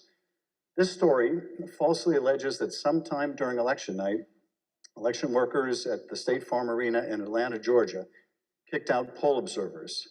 After the observers left, the story goes, these workers pulled so-called suitcases of ballots from under a table and ran those ballots through counting machines multiple times. Completely without evidence, President Trump and his allies claimed that these suitcases contained as many as 18,000 ballots, all for Joe Biden. None of this was true. But Rudy Giuliani appeared before the Georgia State Senate and played a surveillance video from State Farm Arena, falsely claiming that it showed this conspiracy taking place. Here's a sample of what Mr. Giuliani had to say during that hearing. And when you look at what you saw on the video, which to me was a smoking gun, powerful smoking gun, well, I don't have to be a genius to figure out what happened. And I don't have to be a genius to figure out that those votes are not legitimate votes. You don't put legitimate votes under a table. No. Wait until you throw the opposition out, and in the middle of the night, count them. We would have to be fools to think that. President Trump's campaign amplified Giuliani's false testimony in a tweet, pushing out the video footage. Giuliani likewise pushed out his testimony on social media. As you can see in this tweet, Mr. Giuliani wrote that it was, quote, now beyond doubt, unquote, that Fulton County Democrats had stolen the election. Later in this hearing, we'll hear directly from one of the election workers in this video about the effect these lies had on her and on her family. Mr. Sterling, did the investigators in your office review the entire surveillance tape from the State Farm Arena on election night? They actually reviewed approximately 48 hours going over the time period where action was taking place at the counting center at State Farm Arena. And what did the tape actually show? Depending on which time you want to start, because as was mentioned, this conspiracy theory took on a life of its own, where they conflated a water main break that wasn't a water main break and throwing observers out and a series of other things. What it actually showed was Fulton County election workers engaging in normal ballot processing. One of the things that was very frustrating was the so-called suitcases of ballots from under the table. If you watch the entirety of the video, you saw that these were election workers who were under the impression they were going to get to go home around 10:30. People are putting on their coats. They're putting ballots that are prepared to be scanned into ballot carriers that are then sealed with tamper-proof seals so that they're not messed with. It's an interesting thing because you watch there's 4 screens of the video, and as you're watching it, you can see the election monitors in the corner with the press as they're taking these ballot carriers and putting them under the table. You see it there. One of the other hidden ones, if you looked at the actual tape, was on the outside of the table, just from the camera angle. You couldn't see it originally. And this goes under the no good deed goes unpunished. We were told we were at GEMA, as the secretary pointed out, and we were told that it looked like they were shutting down the Fulton County counting. The secretary expressed some displeasure at that because we wanted to everybody keep counting so we could get to the results and know what was happening. So our elections director called their elections director, who was at another location because this was election day. There was 2 different places where ballot things were being done by the Fulton County office. So he called the elections director of Fulton, then called Ralph Jones, who was at the State Farm Arena, and said, what the heck are you doing? Go ahead and stay. And as you watch the video itself, you see him take the phone call as people are putting things away and getting ready to leave. And you can tell for about 15, 20 seconds, he does not want to tell these people they have to stay. He walks over, he thinks about it for a second, you see him come back to the corner of a desk and kind of slumps his shoulders and says, okay, y'all, we got to keep on counting. And then you see him take their coats off, get the ballots out. And then a secondary thing that you'll see on there is you'll have people who are counting ballots who a batch will go through, they will take them off and run that through again. What happens there is a standard operating procedure. If there is a misscan, if there's a misalignment, if it doesn't read right, these are high-speed, high-capacity scanners. So 3 or 4 will go through after a misscan. You have to delete that batch and put it back through again. And by going through the hand tally, as the secretary pointed out, we showed that if there had been multiple ballots scanned without a corresponding physical ballot, your counts would have been a lot higher than the ballots themselves. And by doing the hand tally, we saw 2 specific numbers that were met. The hand tally got us to a 0.1053% off of the total votes cast and 0.0099% on the margin, which is essentially dead on accurate. Most academic studies say on a hand tally you will have between 1% and 2%, but because we use ballot marking devices where it's very clear what the voter intended, it made it a lot easier for us to conduct that hand count and show that none of that was true. Now, I understand that when you reviewed these tapes and did the analysis, it disproved this conspiracy theory. But you still had to take a lot of steps to try to make sure the public knew the truth about these allegations. And you did frequent briefings for the press. Let's take a look at one of those press briefings, Mr. Sterling, that you held on December 7th to make the point that you just did today. Move on to what I'm going to call Disinformation Monday. Out of the gate, many of y'all saw the videotape from State Farm Arena. I spent hours with our post-certified investigators, Justin Gray from WSB, spent hours with us going over this video to explain to people that what you saw, the secret suitcases with magic ballots, were actually ballots that had been packed into those absentee ballot carriers by the workers in plain view of the monitors and the press. And what's really frustrating is the president's attorneys had this same videotape. They saw the exact same things the rest of us could see, and they chose to mislead state senators and the public about what was on that video. I'm quite sure that they will not characterize the video if they try to enter it into evidence, because that is the kind of thing that could lead to sanctions, because it's obviously untrue. They knew it was untrue, and they continue to do things like this. Mr. Sterling, despite the efforts by your office to combat this misinformation by speaking out publicly and through local media, you were unable to match the reach of President Trump's platform and social media megaphone spreading these false conspiracy theories. What was it like to compete with a president who had the biggest bully pulpit in the world to push out these false claims? For lack of a better word, it was frustrating. But oftentimes I felt our information was getting out, that there was a reticence of people who needed to believe it because the President of the United States, whom many looked up to and respected, was telling them it wasn't true, despite the facts.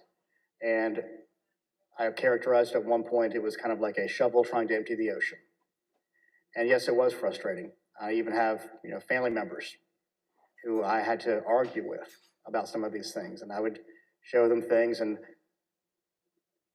the problem you have is you're getting to people's hearts. I remember there's one specific, an attorney that we know that we showed and walked him through, this wasn't true, okay, I get that, this wasn't true, okay, I get that, this wasn't, 5 or 6 things, but at the end he goes, I just know in my heart they cheated. That's just, and so once you get past the heart, the facts don't matter as much. And our job, from our point of view, is to get the facts out, do our job, tell the truth, follow the Constitution, follow the law, and defend the institutions, and the institutions held. Let's take a look at what you were competing with. This is the former president speaking in Georgia on December 5th. Evidence of fraud is overwhelming, and again, I'm going to ask you to look up at that very, very powerful and very expensive screen. Hidden cases of possible ballots are rolled out from under a table. 4 people under a cloud of suspicion. So, if you just take the crime of what those Democrat workers were doing, and by the way, there was no water main break. They said there was no water main break. That's 10 times more than I need to win this state. 10 times more. It's 10 times, maybe more than that, but it's 10 times more because we lost by a very close number. This committee's hearing last Monday, we heard from senior federal law enforcement officials, from the senior-most federal law enforcement official in Atlanta at the time, U.S. Attorney for the Northern District, B.J. Pack, as well as former Attorney General Bill Barr. They both testified that the allegations were thoroughly investigated and found to have no merit. Here is U.S. Attorney Pack. To go to Attorney General Barr, I told him that we looked into it. We've done several things, including interviewing the witnesses. I listened to the tapes and reviewed the videotape myself, and that there's nothing there. Giuliani was wrong in representing that this was a suitcase full of ballots. And here's what Attorney General Bill Barr had to say about the same allegations. Took a hard look at this ourselves, and based on our review of it, including the interviews of the key witnesses, the Fulton County allegations had no merit. We also have testimony from senior Department of Justice officials establishing that they specifically told President Trump that these allegations had been thoroughly investigated and were completely without merit. Here is Deputy Attorney General Richard Donahue describing a phone conversation in which he specifically told President Trump that these allegations were false. He kept fixating on this suitcase that supposedly had fraudulent ballots, that the suitcase was rolled out from under the table. And I said, no, sir, there is no suitcase. You can watch that video over and over. There is no suitcase. There is a wheeled bin where they carry the ballots. No matter how many times senior Department of Justice officials, including his own Attorney General, told the president that these allegations were not true, President Trump kept promoting these lies and putting pressure on state officials to accept them. On January 2nd, the president had a lengthy telephone conversation with Secretary Raffensperger. Prior to the president's call, though, I want to share a bit of important context. First, the White House, including the former president's chief of staff, Mark Meadows, repeatedly called or texted the secretary's office some 18 times in order to set up this call. They were quite persistent. Second, Chief of Staff Mark Meadows took the extraordinary step of showing up at a signature audit site in Georgia, where he met with Secretary Raffensperger's chief investigator, Francis Watson, who was supervising that audit process. Behind me is a photograph from that visit. Third, the day after Meadows' Georgia visit, he set up a call between President Trump and Francis Watson. On the call between President Trump and Georgia investigator Francis Watson, the former president continued to push the false claim that he'd won the state of Georgia. Let's listen to that part of the conversation.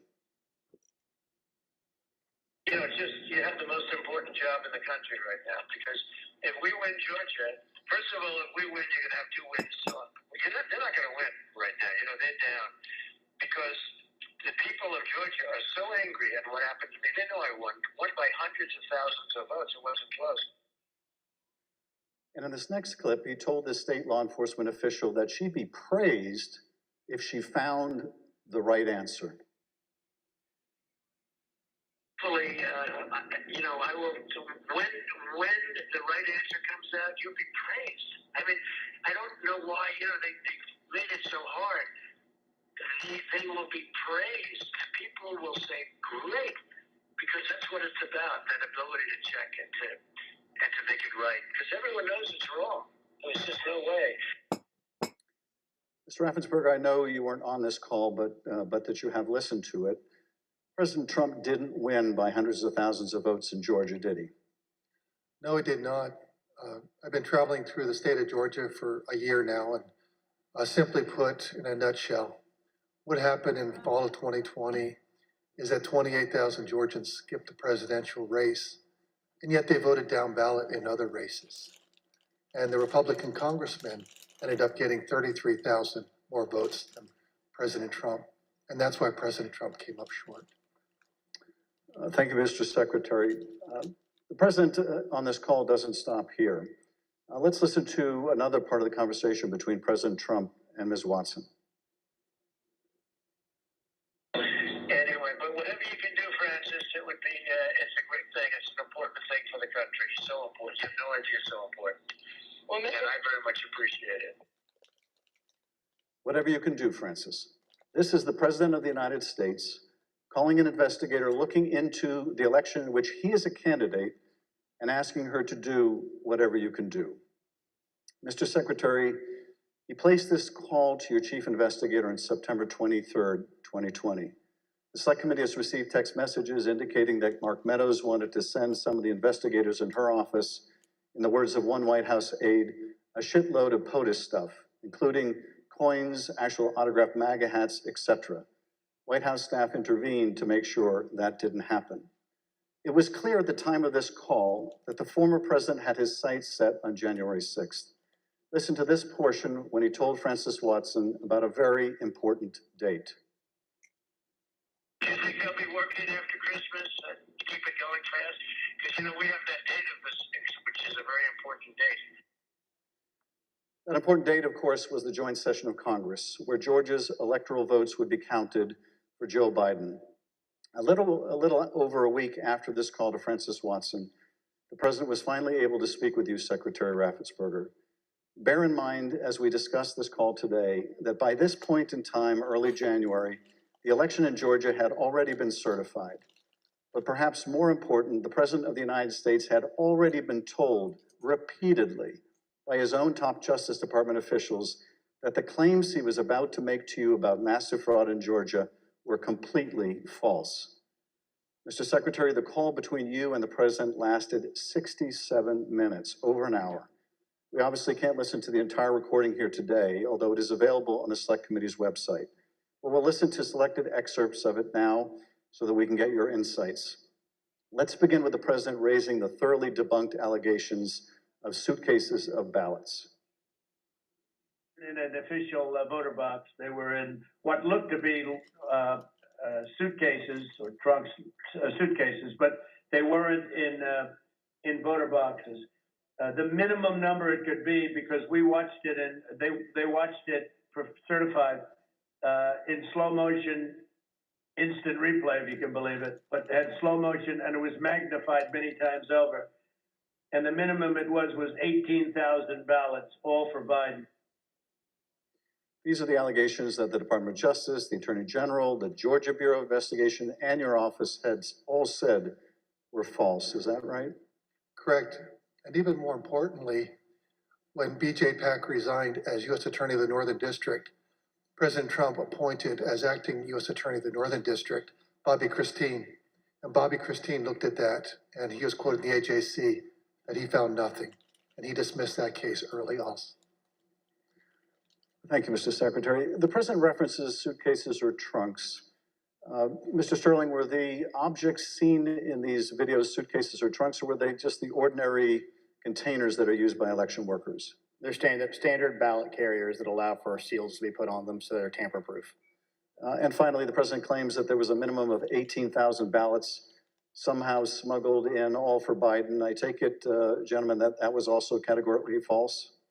There's no physical way he can know who those ballots were for, but secondarily, Fulton County for years has been an issue in our state when it comes to elections. So they had a very difficult time during the primary, in large part because of COVID. So we had put them under a consent decree the Secretary got negotiated, where we had a monitor on site. And his name is Carter Jones, and he took a notation.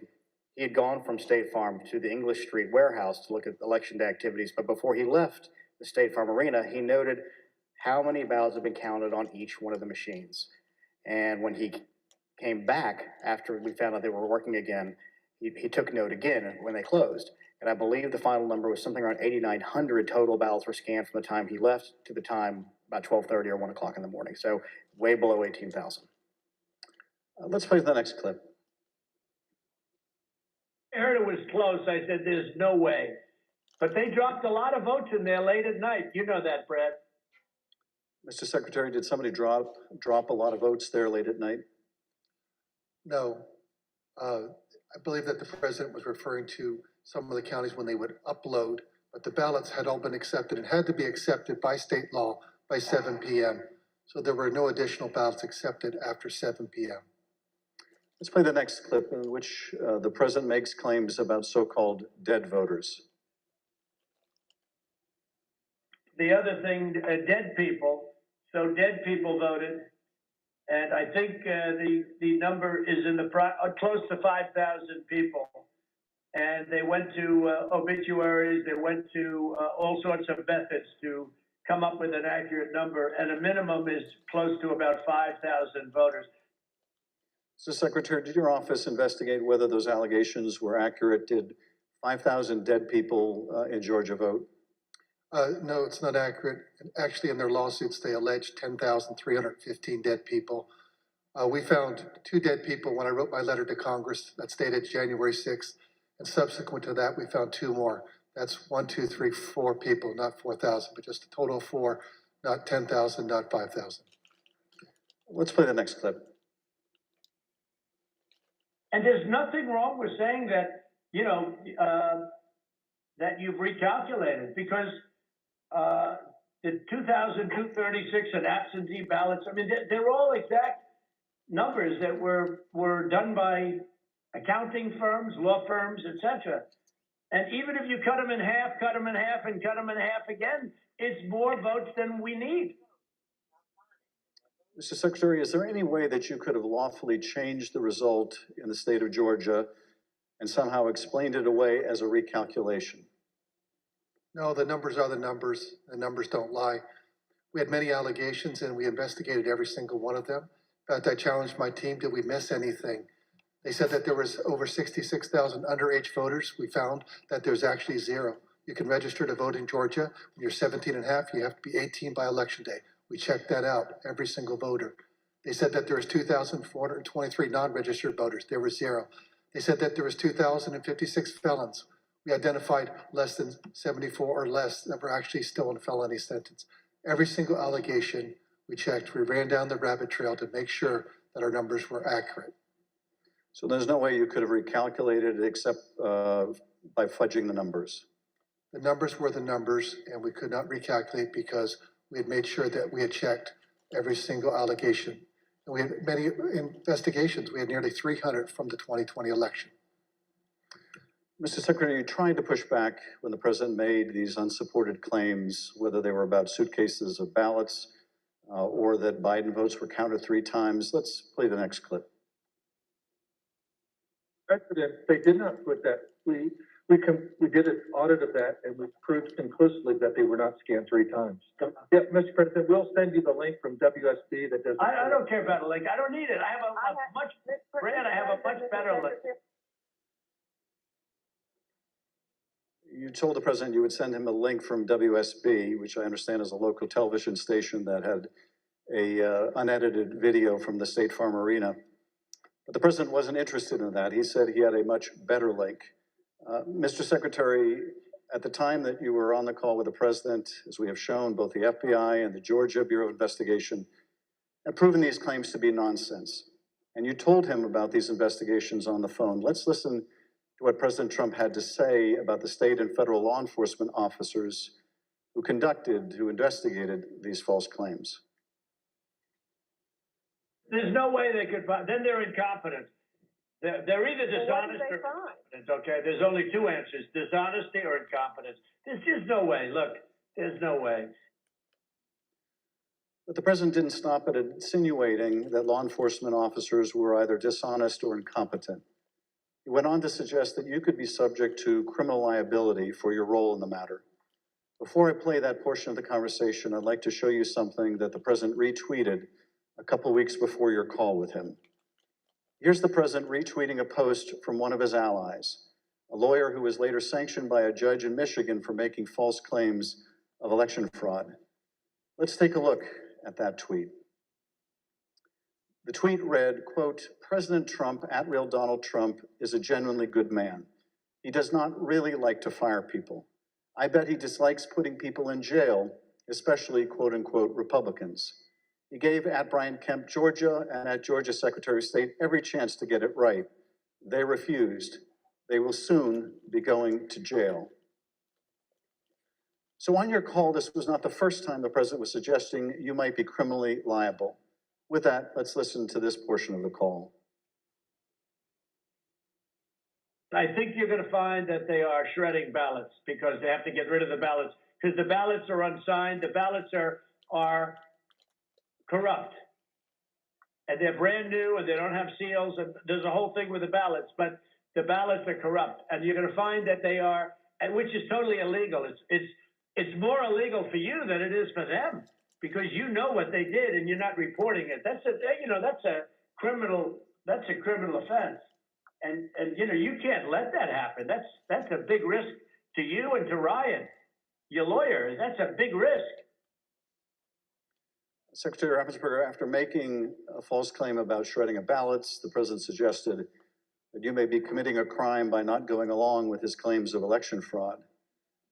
And after suggesting that you might have criminal exposure, President Trump makes his most explicit ask of the call. Let's play a part of that conversation. So, look, all I want to do is this. I just want to find 11,780 votes, which is one more than we have, because we won the state. Mr. Secretary, was the president here asking you for exactly what he wanted? One more vote than his opponent. What I knew is that we didn't have any votes to find. We had continued to look. We investigated, like I just shared the numbers with you. There were no votes to find. That was an accurate count that had been certified. And as our general counsel said, there was no shredding of ballots. Mr. Secretary, after making this request, the president then goes back to the danger of having you deny these allegations of fraud. Let's listen to that part of the clip. And I watched you this morning and you said, well, there was no criminality, but I mean, all of this stuff is very dangerous stuff. When you talk about no criminality, I think it's very dangerous for you to say that.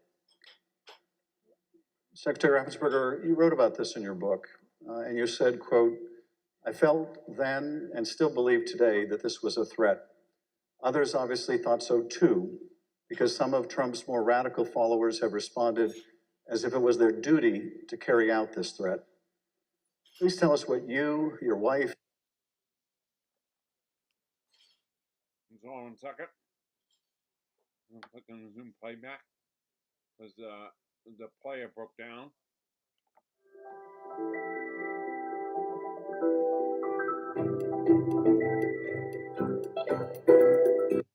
We met in high school. We've been married over 40 years now. And so they started going after her, I think, just to probably put pressure on me. Why don't you just quit, walk away? And so that happened. And then some people broke into my daughter-in-law's home. And my son has passed, and she's a widow and has 2 kids. And so we're very concerned about her safety also. And Mr. Secretary, why didn't you just quit and walk away? Because I knew that we had followed the law and we had followed the Constitution. And I think sometimes moments require you to stand up and just take the shots. You're doing your job. And that's all we did. You know, we just followed the law and we followed the Constitution. And at the end of the day, President Trump came up short. But I had to be faithful to the Constitution. And that's what I swore an oath to do. During the remainder of the call, the former president continued to press you to find the remaining votes that would ensure his victory in Georgia. Let's listen to a little more. Why wouldn't you want to find the right answer, Brad, instead of keep saying that the numbers are right? So look, can you get together tomorrow? And Brad, we just want the truth. It's simple. And everyone's going to look very good if the truth comes out. It's okay. It takes a little while, but let the truth come out. And the real truth is I won by 400,000 votes, at least. So what are we going to do here, folks? I only need 11,000 votes. Fellas, I need 11,000 votes. Give me a break. 4 days after the president's call to Secretary Raffensperger was January 6th. The president whipped up the crowd in front of the ellipse, once again promoting the allegation that Secretary Raffensperger, the president's own attorney general, had told him was false. Here he is on the ellipse. In Fulton County, Republican poll watchers were ejected, in some cases physically, from the room under the false pretense of a pipe burst, water main burst, everybody leave, which we now know was a total lie. Then election officials pulled boxes, Democrats, and suitcases of ballots out from under a table. You all saw it on television, totally fraudulent, and illegally scanned them for nearly 2 hours, totally unsupervised. Tens of thousands of votes. This act coincided with a mysterious vote dump of up to 100,000 votes for Joe Biden, almost none for Trump. Oh, that sounds fair. That was at 1:34 a.m. Mr. Secretary, Mr. Sterling, I want to thank you for your service to the state of Georgia and to the country.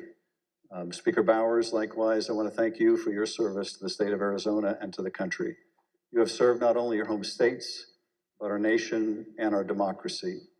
Mr. Chairman, I yield back. Thank you, Mr. Schiff. I thank the witnesses for joining us today. You're now dismissed.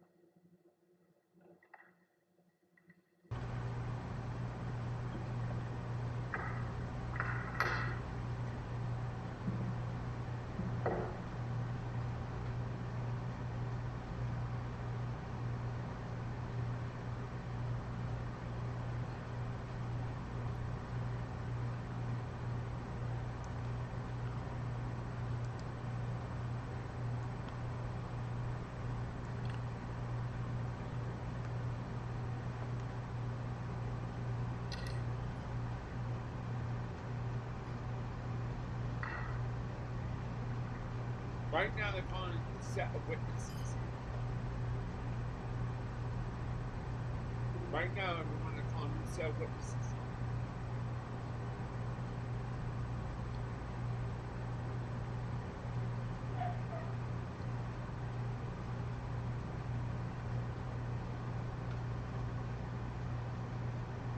I now welcome our final witness this afternoon.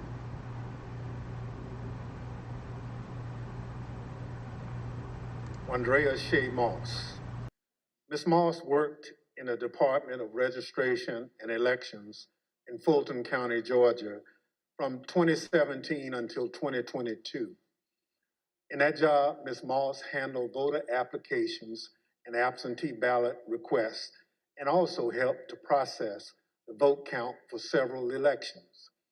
In December 2020, Ms. Moss and her mother, Ms. Ruby Freeman, became the target of nasty lies spread by President Trump and his allies as they sought to overturn the election results in Georgia.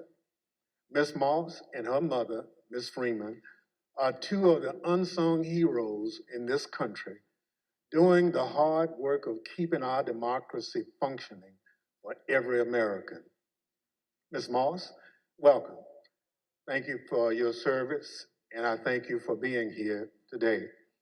I will now swear you in. Please stand.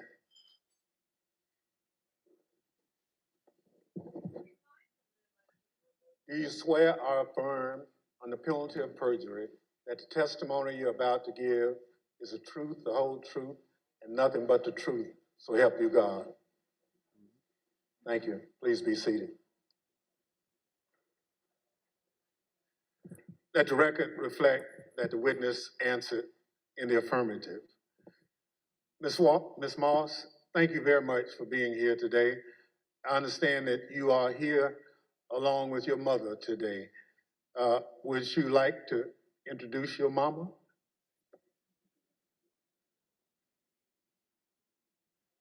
Hi, Mom. Ms. Moss, today we'll be asking you about some of the threats that you received following the 2020 election. Since you've been an election worker for over 10 years, I want to ask you, in your decade of service, had you ever experienced threats like these before?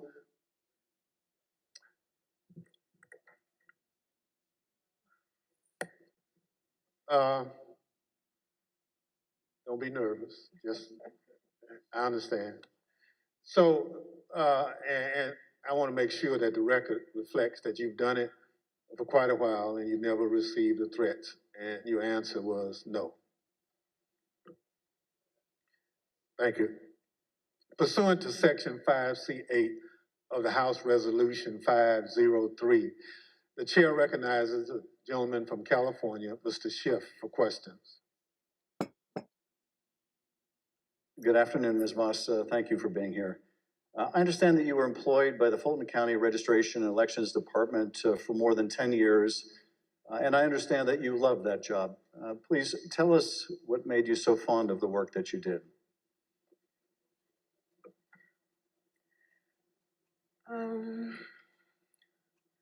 Well, I've always been told by my grandmother how important it is to vote and how people before me, a lot of people, older people in my family did not have that right. So what I loved most about my job were the older voters. Younger people could usually do everything from their phone or go online, but the older voters like to call, they like to talk to you, they like to get my card, they like to know that every election I'm here. And like even college students, a lot of parents trust in me to make sure their child does not have to drive home. They'll get an absentee ballot, they can vote, and I really found pleasure in that. I liked being the one that, if someone can't navigate my voter page or, they want a new precinct card, they don't have a copy machine or a computer or all of that, I could put it in the mail for them. I was excited always about sending out all the absentee ballots for the elderly and disabled people. I even remember driving to an hospital to give someone her absentee application. That's what I love the most. So you really enjoyed helping people vote and participate, and that was something, the right to vote that your grandmother taught you was precious. Yeah. Well, I know the events that we're here to talk about today are incredibly difficult to relive. Your proud service as an election worker took a dramatic turn on the day that Rudy Giuliani publicized a video of you and your mother counting ballots on election night.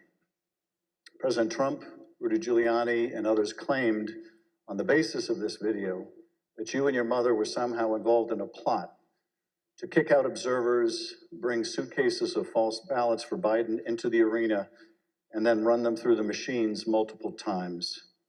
None of that was true, was it? None of it. I'd like to show you some of the statements that Rudy Giuliani made in a second hearing before the Georgia state legislators, a week after that video clip from State Farm Arena was first circulated by Mr. Giuliani and President Trump. I want to advise viewers that these statements are completely false and also deeply disturbing. Tape earlier in the day of Ruby Freeman and Shay Freeman Moss and one other gentleman quite obviously surreptitiously passing around USB ports as if they're vials of heroin or cocaine. I mean, it's obvious to anyone who's a criminal investigator or prosecutor, they are engaged in surreptitious illegal activity again that day. And that's a week ago, and they're still walking around Georgia lying. They should have been questioned already. Their places of work, their homes should have been searched for evidence of ballots, for evidence of USB ports, for evidence of voter fraud. That video was from Rudy Giuliani's appearance at a Georgia State Senate hearing on December 10. How did you first become aware that Rudy Giuliani, the president's lawyer, was accusing you and your mother of a crime?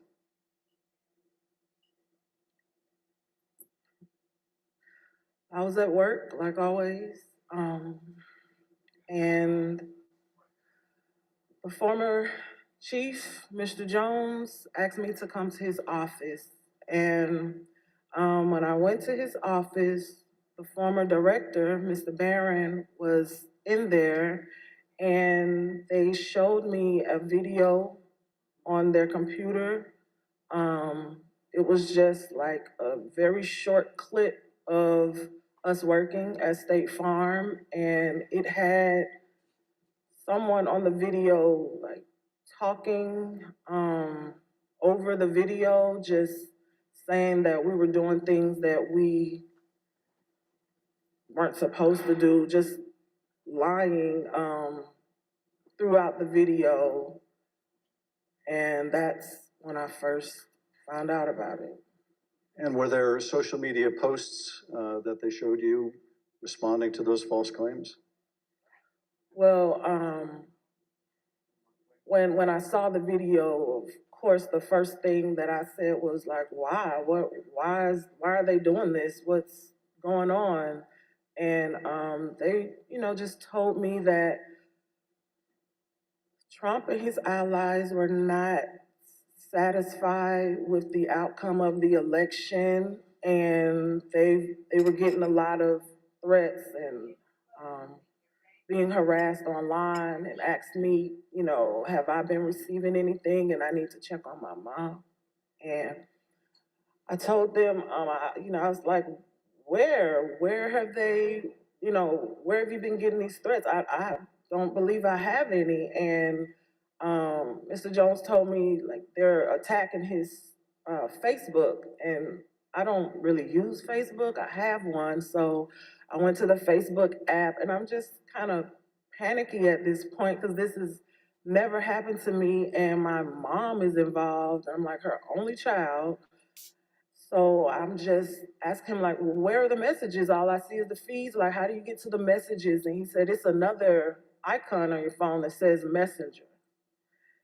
And I went to that icon, and it was just a lot of horrible things there. And those horrible things, did they include threats? Yes, a lot of threats, wishing death upon me, telling me that, I'll be in jail with my mother, and saying things like, be glad it's 2020 and not 1920. Were a lot of these threats and vile comments racist in nature? A lot of them were racist. A lot of them were just hateful. But yes, sir. In one of the videos we just watched, Mr. Giuliani accused you and your mother of passing some sort of USB drive to each other. What was your mom actually handing you on that video? A ginger mint. It wasn't just Rudy Giuliani. We heard President Trump make these false allegations repeatedly during his call with Secretary Raffensperger. Let's listen to a portion of what he had to say about you and your mother. We had at least 18,000, that's on tape. We had them counted very painstakingly, 18,000 voters having to do with Ruby Freeman. She's a vote scammer, a professional vote scammer and hustler. Donald Trump attacked you and your mother using her name 18 times on that call. 18 times. Ms. Moss, can you describe what you experienced listening to former President Trump attack you and your mother in a call with the Georgia Secretary of State? I felt horrible. I felt like it was all my fault. Like, if I would have never decided to be an elections worker, like, I could have done anything else, but that's what I decided to do. And now people are lying and spreading rumors and lies and attacking my mom. I'm her only child. Going to my grandmother's house. I'm her only grandchild. And my kid. It's just, I felt so bad. I just felt bad for my mom, and I felt horrible for picking this job and being the one that always wants to help and always there, never missing not one election. I just felt like it was my fault for putting my family in this situation. Well, it wasn't your fault. Your mother was kind enough to come speak with us earlier. Let's listen to her story in her words. My name is Ruby Freeman. I've always believed that when God says that he'll make your name great, but this is not the way it was supposed to be. I could have never imagined the events that followed the presidential election 2020. For my entire professional life, I was Lady Ruby. My community in Georgia, where I was born and lived my whole life, knew me as Lady Ruby. I built my own business around that name, La Ruby's Unique Treasures. a pop-up shop catering to ladies with unique fashions. I wore a shirt that proudly proclaimed that I was, and I am, Lady Ruby. Actually, I had that shirt on. I had that shirt in every color. I wore that shirt on Election Day 2020. I haven't worn it since, and I'll never wear it again. Now I won't even introduce myself by my name anymore. I get nervous when I bump into someone I know in the grocery store who says my name. I'm worried about who's listening. I get nervous when I have to give my name for food orders. I'm always concerned of who's around me. I've lost my name and I've lost my reputation. I've lost my sense of security, all because a group of people starting with number 45 and his ally, Rudy Giuliani, decided to scapegoat me and my daughter, Shay, to push their own lies about how the presidential election was stolen. Ms. Moss, how has this experience of being targeted by the former president and his allies affected your life? It's turned my life upside down. I no longer give out my business card. I don't transfer calls. I don't want anyone knowing my name. I don't want to go anywhere with my mom because she might yell my name out over the grocery aisle or something. I don't go to the grocery store at all. I haven't been anywhere at all. I've gained about 60 pounds. I just don't do nothing anymore. I don't want to go anywhere. I second guess everything that I do. It's affecting my life in a major way, in every way. All because of lies. For me doing my job, same thing I've been doing forever.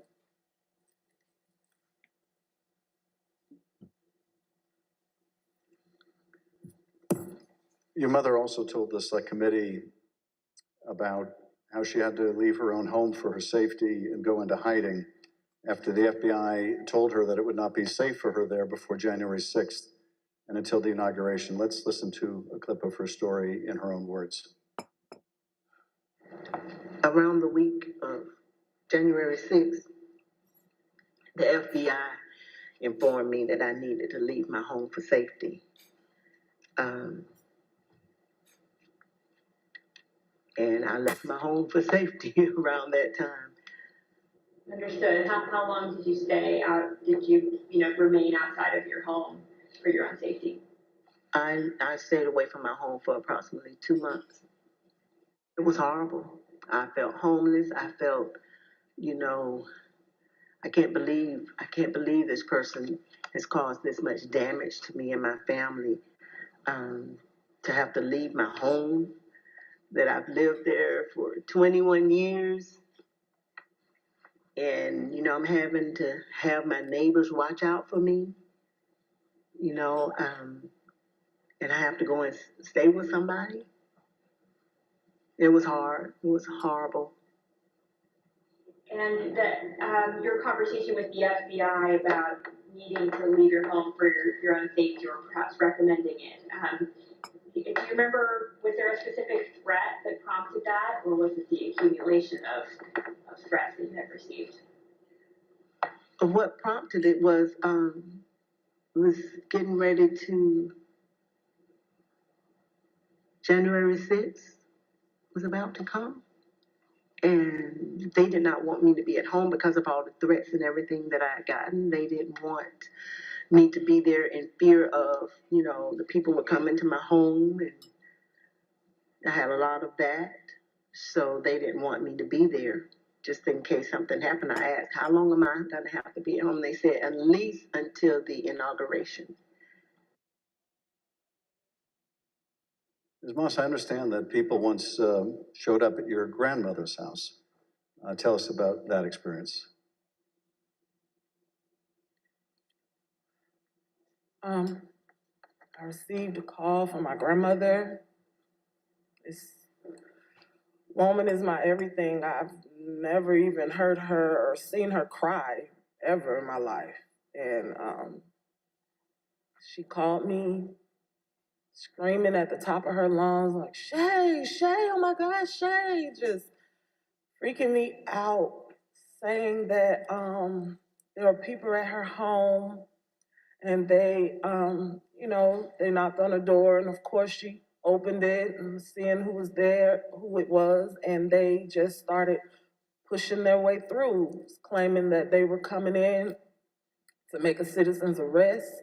They needed to find me and my mom. They knew we were there. And she was just screaming and didn't know what to do. And I wasn't there, so, I just felt so helpless and so horrible for her. And she was just screaming. I told her to close the door. Don't open the door for anyone. And, she's a 70-something, I won't say, year-old woman, and she doesn't like having restrictions. She wants to answer the door. She likes to get her steps in, walking around the neighborhood, and I had to tell her, like, you can't do that. You have to be safe. And she would tell me that at night, people would just continuously send pizzas over and over to her home, and they was expecting her to pay for these large amounts of pizzas, and she went through a lot that she didn't have to. And once again, it made me just feel so horrible. In addition to the personal impact this experience has had on you and your family, one of the things that I find most disturbing is how these lies discourage longtime election workers from continuing to do this important work. Tell us, if you would, of the other election workers shown in that State Farm Arena video and their supervisors. How many are still election workers in Fulton County? There is no permanent election worker or supervisor in that video that's still there. And did you end up leaving your position as well? Yes, I left. Ms. Moss, I want to thank you for coming in to speak with us and to thank you for your service to our democracy. What we have just played is a truly horrible and appalling sample, but just a sample of the things that were said about you and your mother following the election. I want to say how very sorry I think we all are for what you've gone through, and tragically, you're not alone. Other election workers around the country have also been the subject of lies and threats. No election worker should be subject to such heinous treatment just for doing their job. With your permission, I would like to give your mother the last word. Yes. We're just going to play the tape. There is nowhere I feel safe. Nowhere. Do you know how it feels to have the President of the United States to target you? The President of the United States is supposed to represent every American,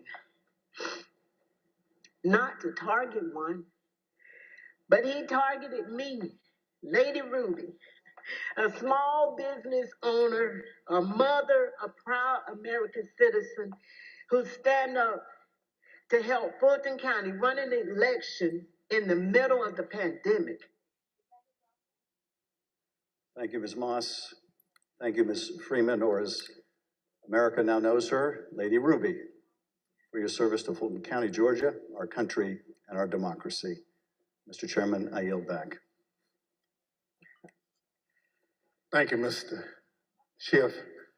Ms. Moss, I want to thank you for sharing with us the very troubling story of what you and your mother experienced. The harassment of election workers like you simply for doing your duty as public servants poses a threat to our democratic process. Your testimony is an important contribution to the work of our committee and serves as a reminder to all of us that the safety of local election officials is vital to ensuring that our elections are always free and fair. I want to thank our witness for joining us today. The members of the Select Committee may have additional questions for today's witness, and we ask that you respond expeditiously in writing to those questions. Without objection, members will be permitted 10 business days to submit statements for the record, including opening remarks and additional questions for the witness. Without objection, the chair recognizes the gentleman from California, Mr. Schiff, for a closing statement. For more than 200 years, our democracy has been distinguished by the peaceful transfer of power. When an American raises their right hand and takes the presidential oath of office, they are transformed from an ordinary citizen into the most powerful person in the world, the president. This is an awesome power to acquire. It is even more awesome when it is handed on peacefully. When George Washington relinquished the office of the presidency, it set a precedent that served as a beacon for other nations struggling against tyranny. When Ronald Reagan described it as a kind of miracle in the eyes of the world, he was exactly right. Other countries use violence to seize and hold power, but not in the United States, not in America. When Donald Trump used the power of the presidency to try to stay in office after losing the election to Joe Biden, he broke that sacred and centuries-old covenant. Whether his actions were criminal will ultimately be for others to decide. But what he did was, without a doubt, unconstitutional.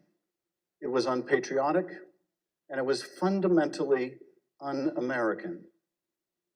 And when he used the power of his presidency to put the enormous pressure on state, local, and local elections officials and his own vice president, it became downright dangerous. On January 6th, that pressure became deadly. Ruby Freeman said the president is supposed to protect every American, not target them. And she is right. If the most powerful person in the world can bring the full weight of the presidency down on an ordinary citizen who is merely doing her job with a lie as big and heavy as a mountain, who among us is safe? None of us is. None of us.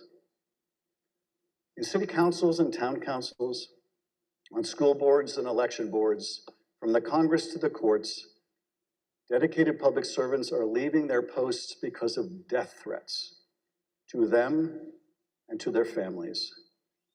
This is not who we are. It must not become who we are. Our democracy held because courageous people like those you heard from today put their oath to the Constitution above their loyalty to one man or to one party. The system held, but barely, and the question remains, will it hold again? If we are able to communicate anything during these hearings, I hope it is this. We have been blessed beyond measure to live in the world's greatest democracy. That is a legacy to be proud of and to cherish, but it is not one to be taken for granted. That we have lived in a democracy for more than 200 years does not mean we shall do so tomorrow. We must reject violence. We must embrace our Constitution with the reverence it deserves, take our oath of office and duties as citizens seriously, informed by the knowledge of right and wrong, and armed with no more than the power of our ideas and the truth, carry on this venerable experiment in self-governance. Thank you, Mr. Chairman, and I yield back. Without objection, the chair recognizes the gentlewoman from Wyoming, Ms. Cheney, for a closing statement. Thank you very much, Mr. Chairman. Lady Ruby and Shay, thank you for your courage. Thank you for your strength. Thank you for being here today. It means so much for everyone to hear your story, so thank you for that. We have had tremendous testimony today. We've been reminded that we're a nation of laws, and we've been reminded by you and by Speaker Bowers and Secretary of State Raffensperger, Mr. Sterling, that our institutions don't defend themselves. Individuals do that. And we reminded that It takes public servants. It takes people who've made a commitment to our system to defend our system.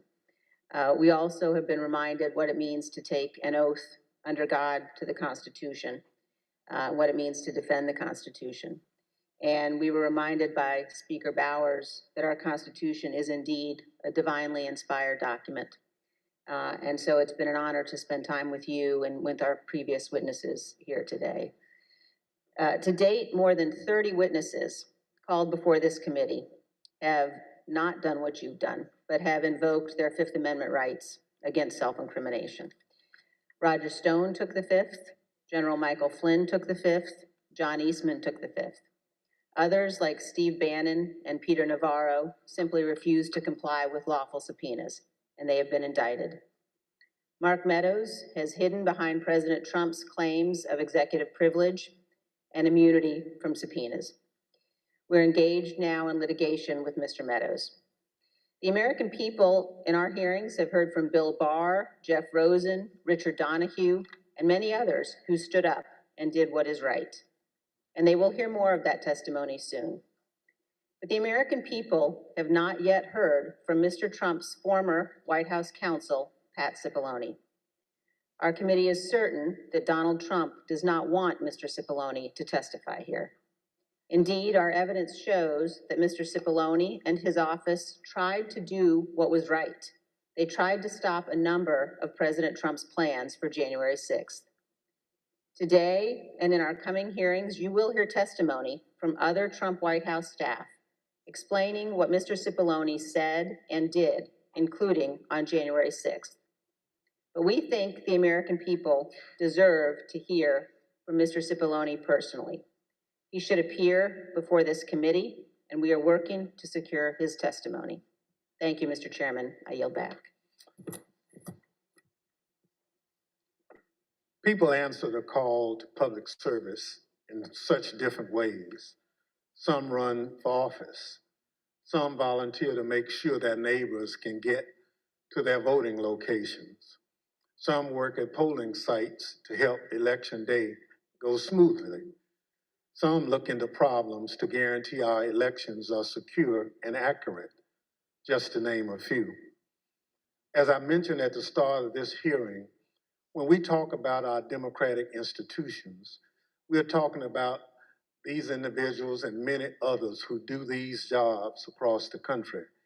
They represent the backbone of our democracy at its most important moments, when the citizens cast their votes and when those votes are counted.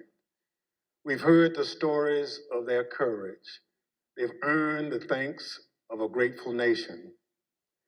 But for Donald Trump, these witnesses and others like them were another roadblock to his attempt to cling to power. On Thursday, we'll hear about another part of that scheme, his attempt to corrupt the country's top law enforcement body, the Justice Department, to support his attempt to overturn the election. Just as we heard today that Donald Trump was deeply involved in a scheme to pressure state officials to overturn the election results, we will hear on Thursday that Donald Trump was also the driving force behind the effort to corrupt the Justice Department. Listen to this clip from the former acting Attorney General, Richard Donahue. The president said, suppose I do this, suppose I replace him, Jeff Rosen, with him, Jeff Clark. What do you do? And I said, sir, I would resign immediately. There is no way I'm serving 1 minute under this guy, Jeff Clark. You'll hear from Mr. Donahue in person on Thursday as my colleague, Mr. Kinzinger, presents details about this plan. The chair requests those in the hearing room remain seated until the Capitol Police have escorted members from the room. Without objection, the committee stands adjourned. Hi,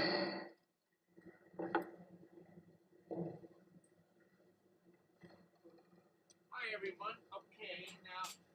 Okay, now the hearing's over now. I don't know. the bathroom. And now that the hearing's over, I'd like to talk more about, I'm on my way to Spain right now to sign a ballot initiative and my mom's name, we're on our way there now, to a ballot initiative here that would ban solitary confinement. But I'll talk more about that in the email too. And then follow-up emails I'm going to be sending you later. Hey, before we go, Kevin, let's talk about what we learned. Yeah, I agree. So who wants to go first? Well, I'll go first here because what I learned was shocking because I already knew I knew a lot, but in some ways I didn't know. But with some of the stuff I did not know.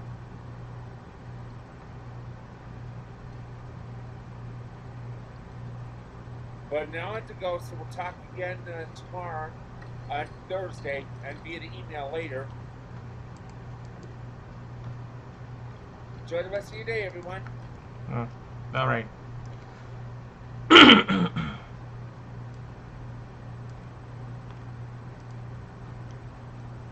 Well, that's it, everybody. The next one's on Thursday, so see you there.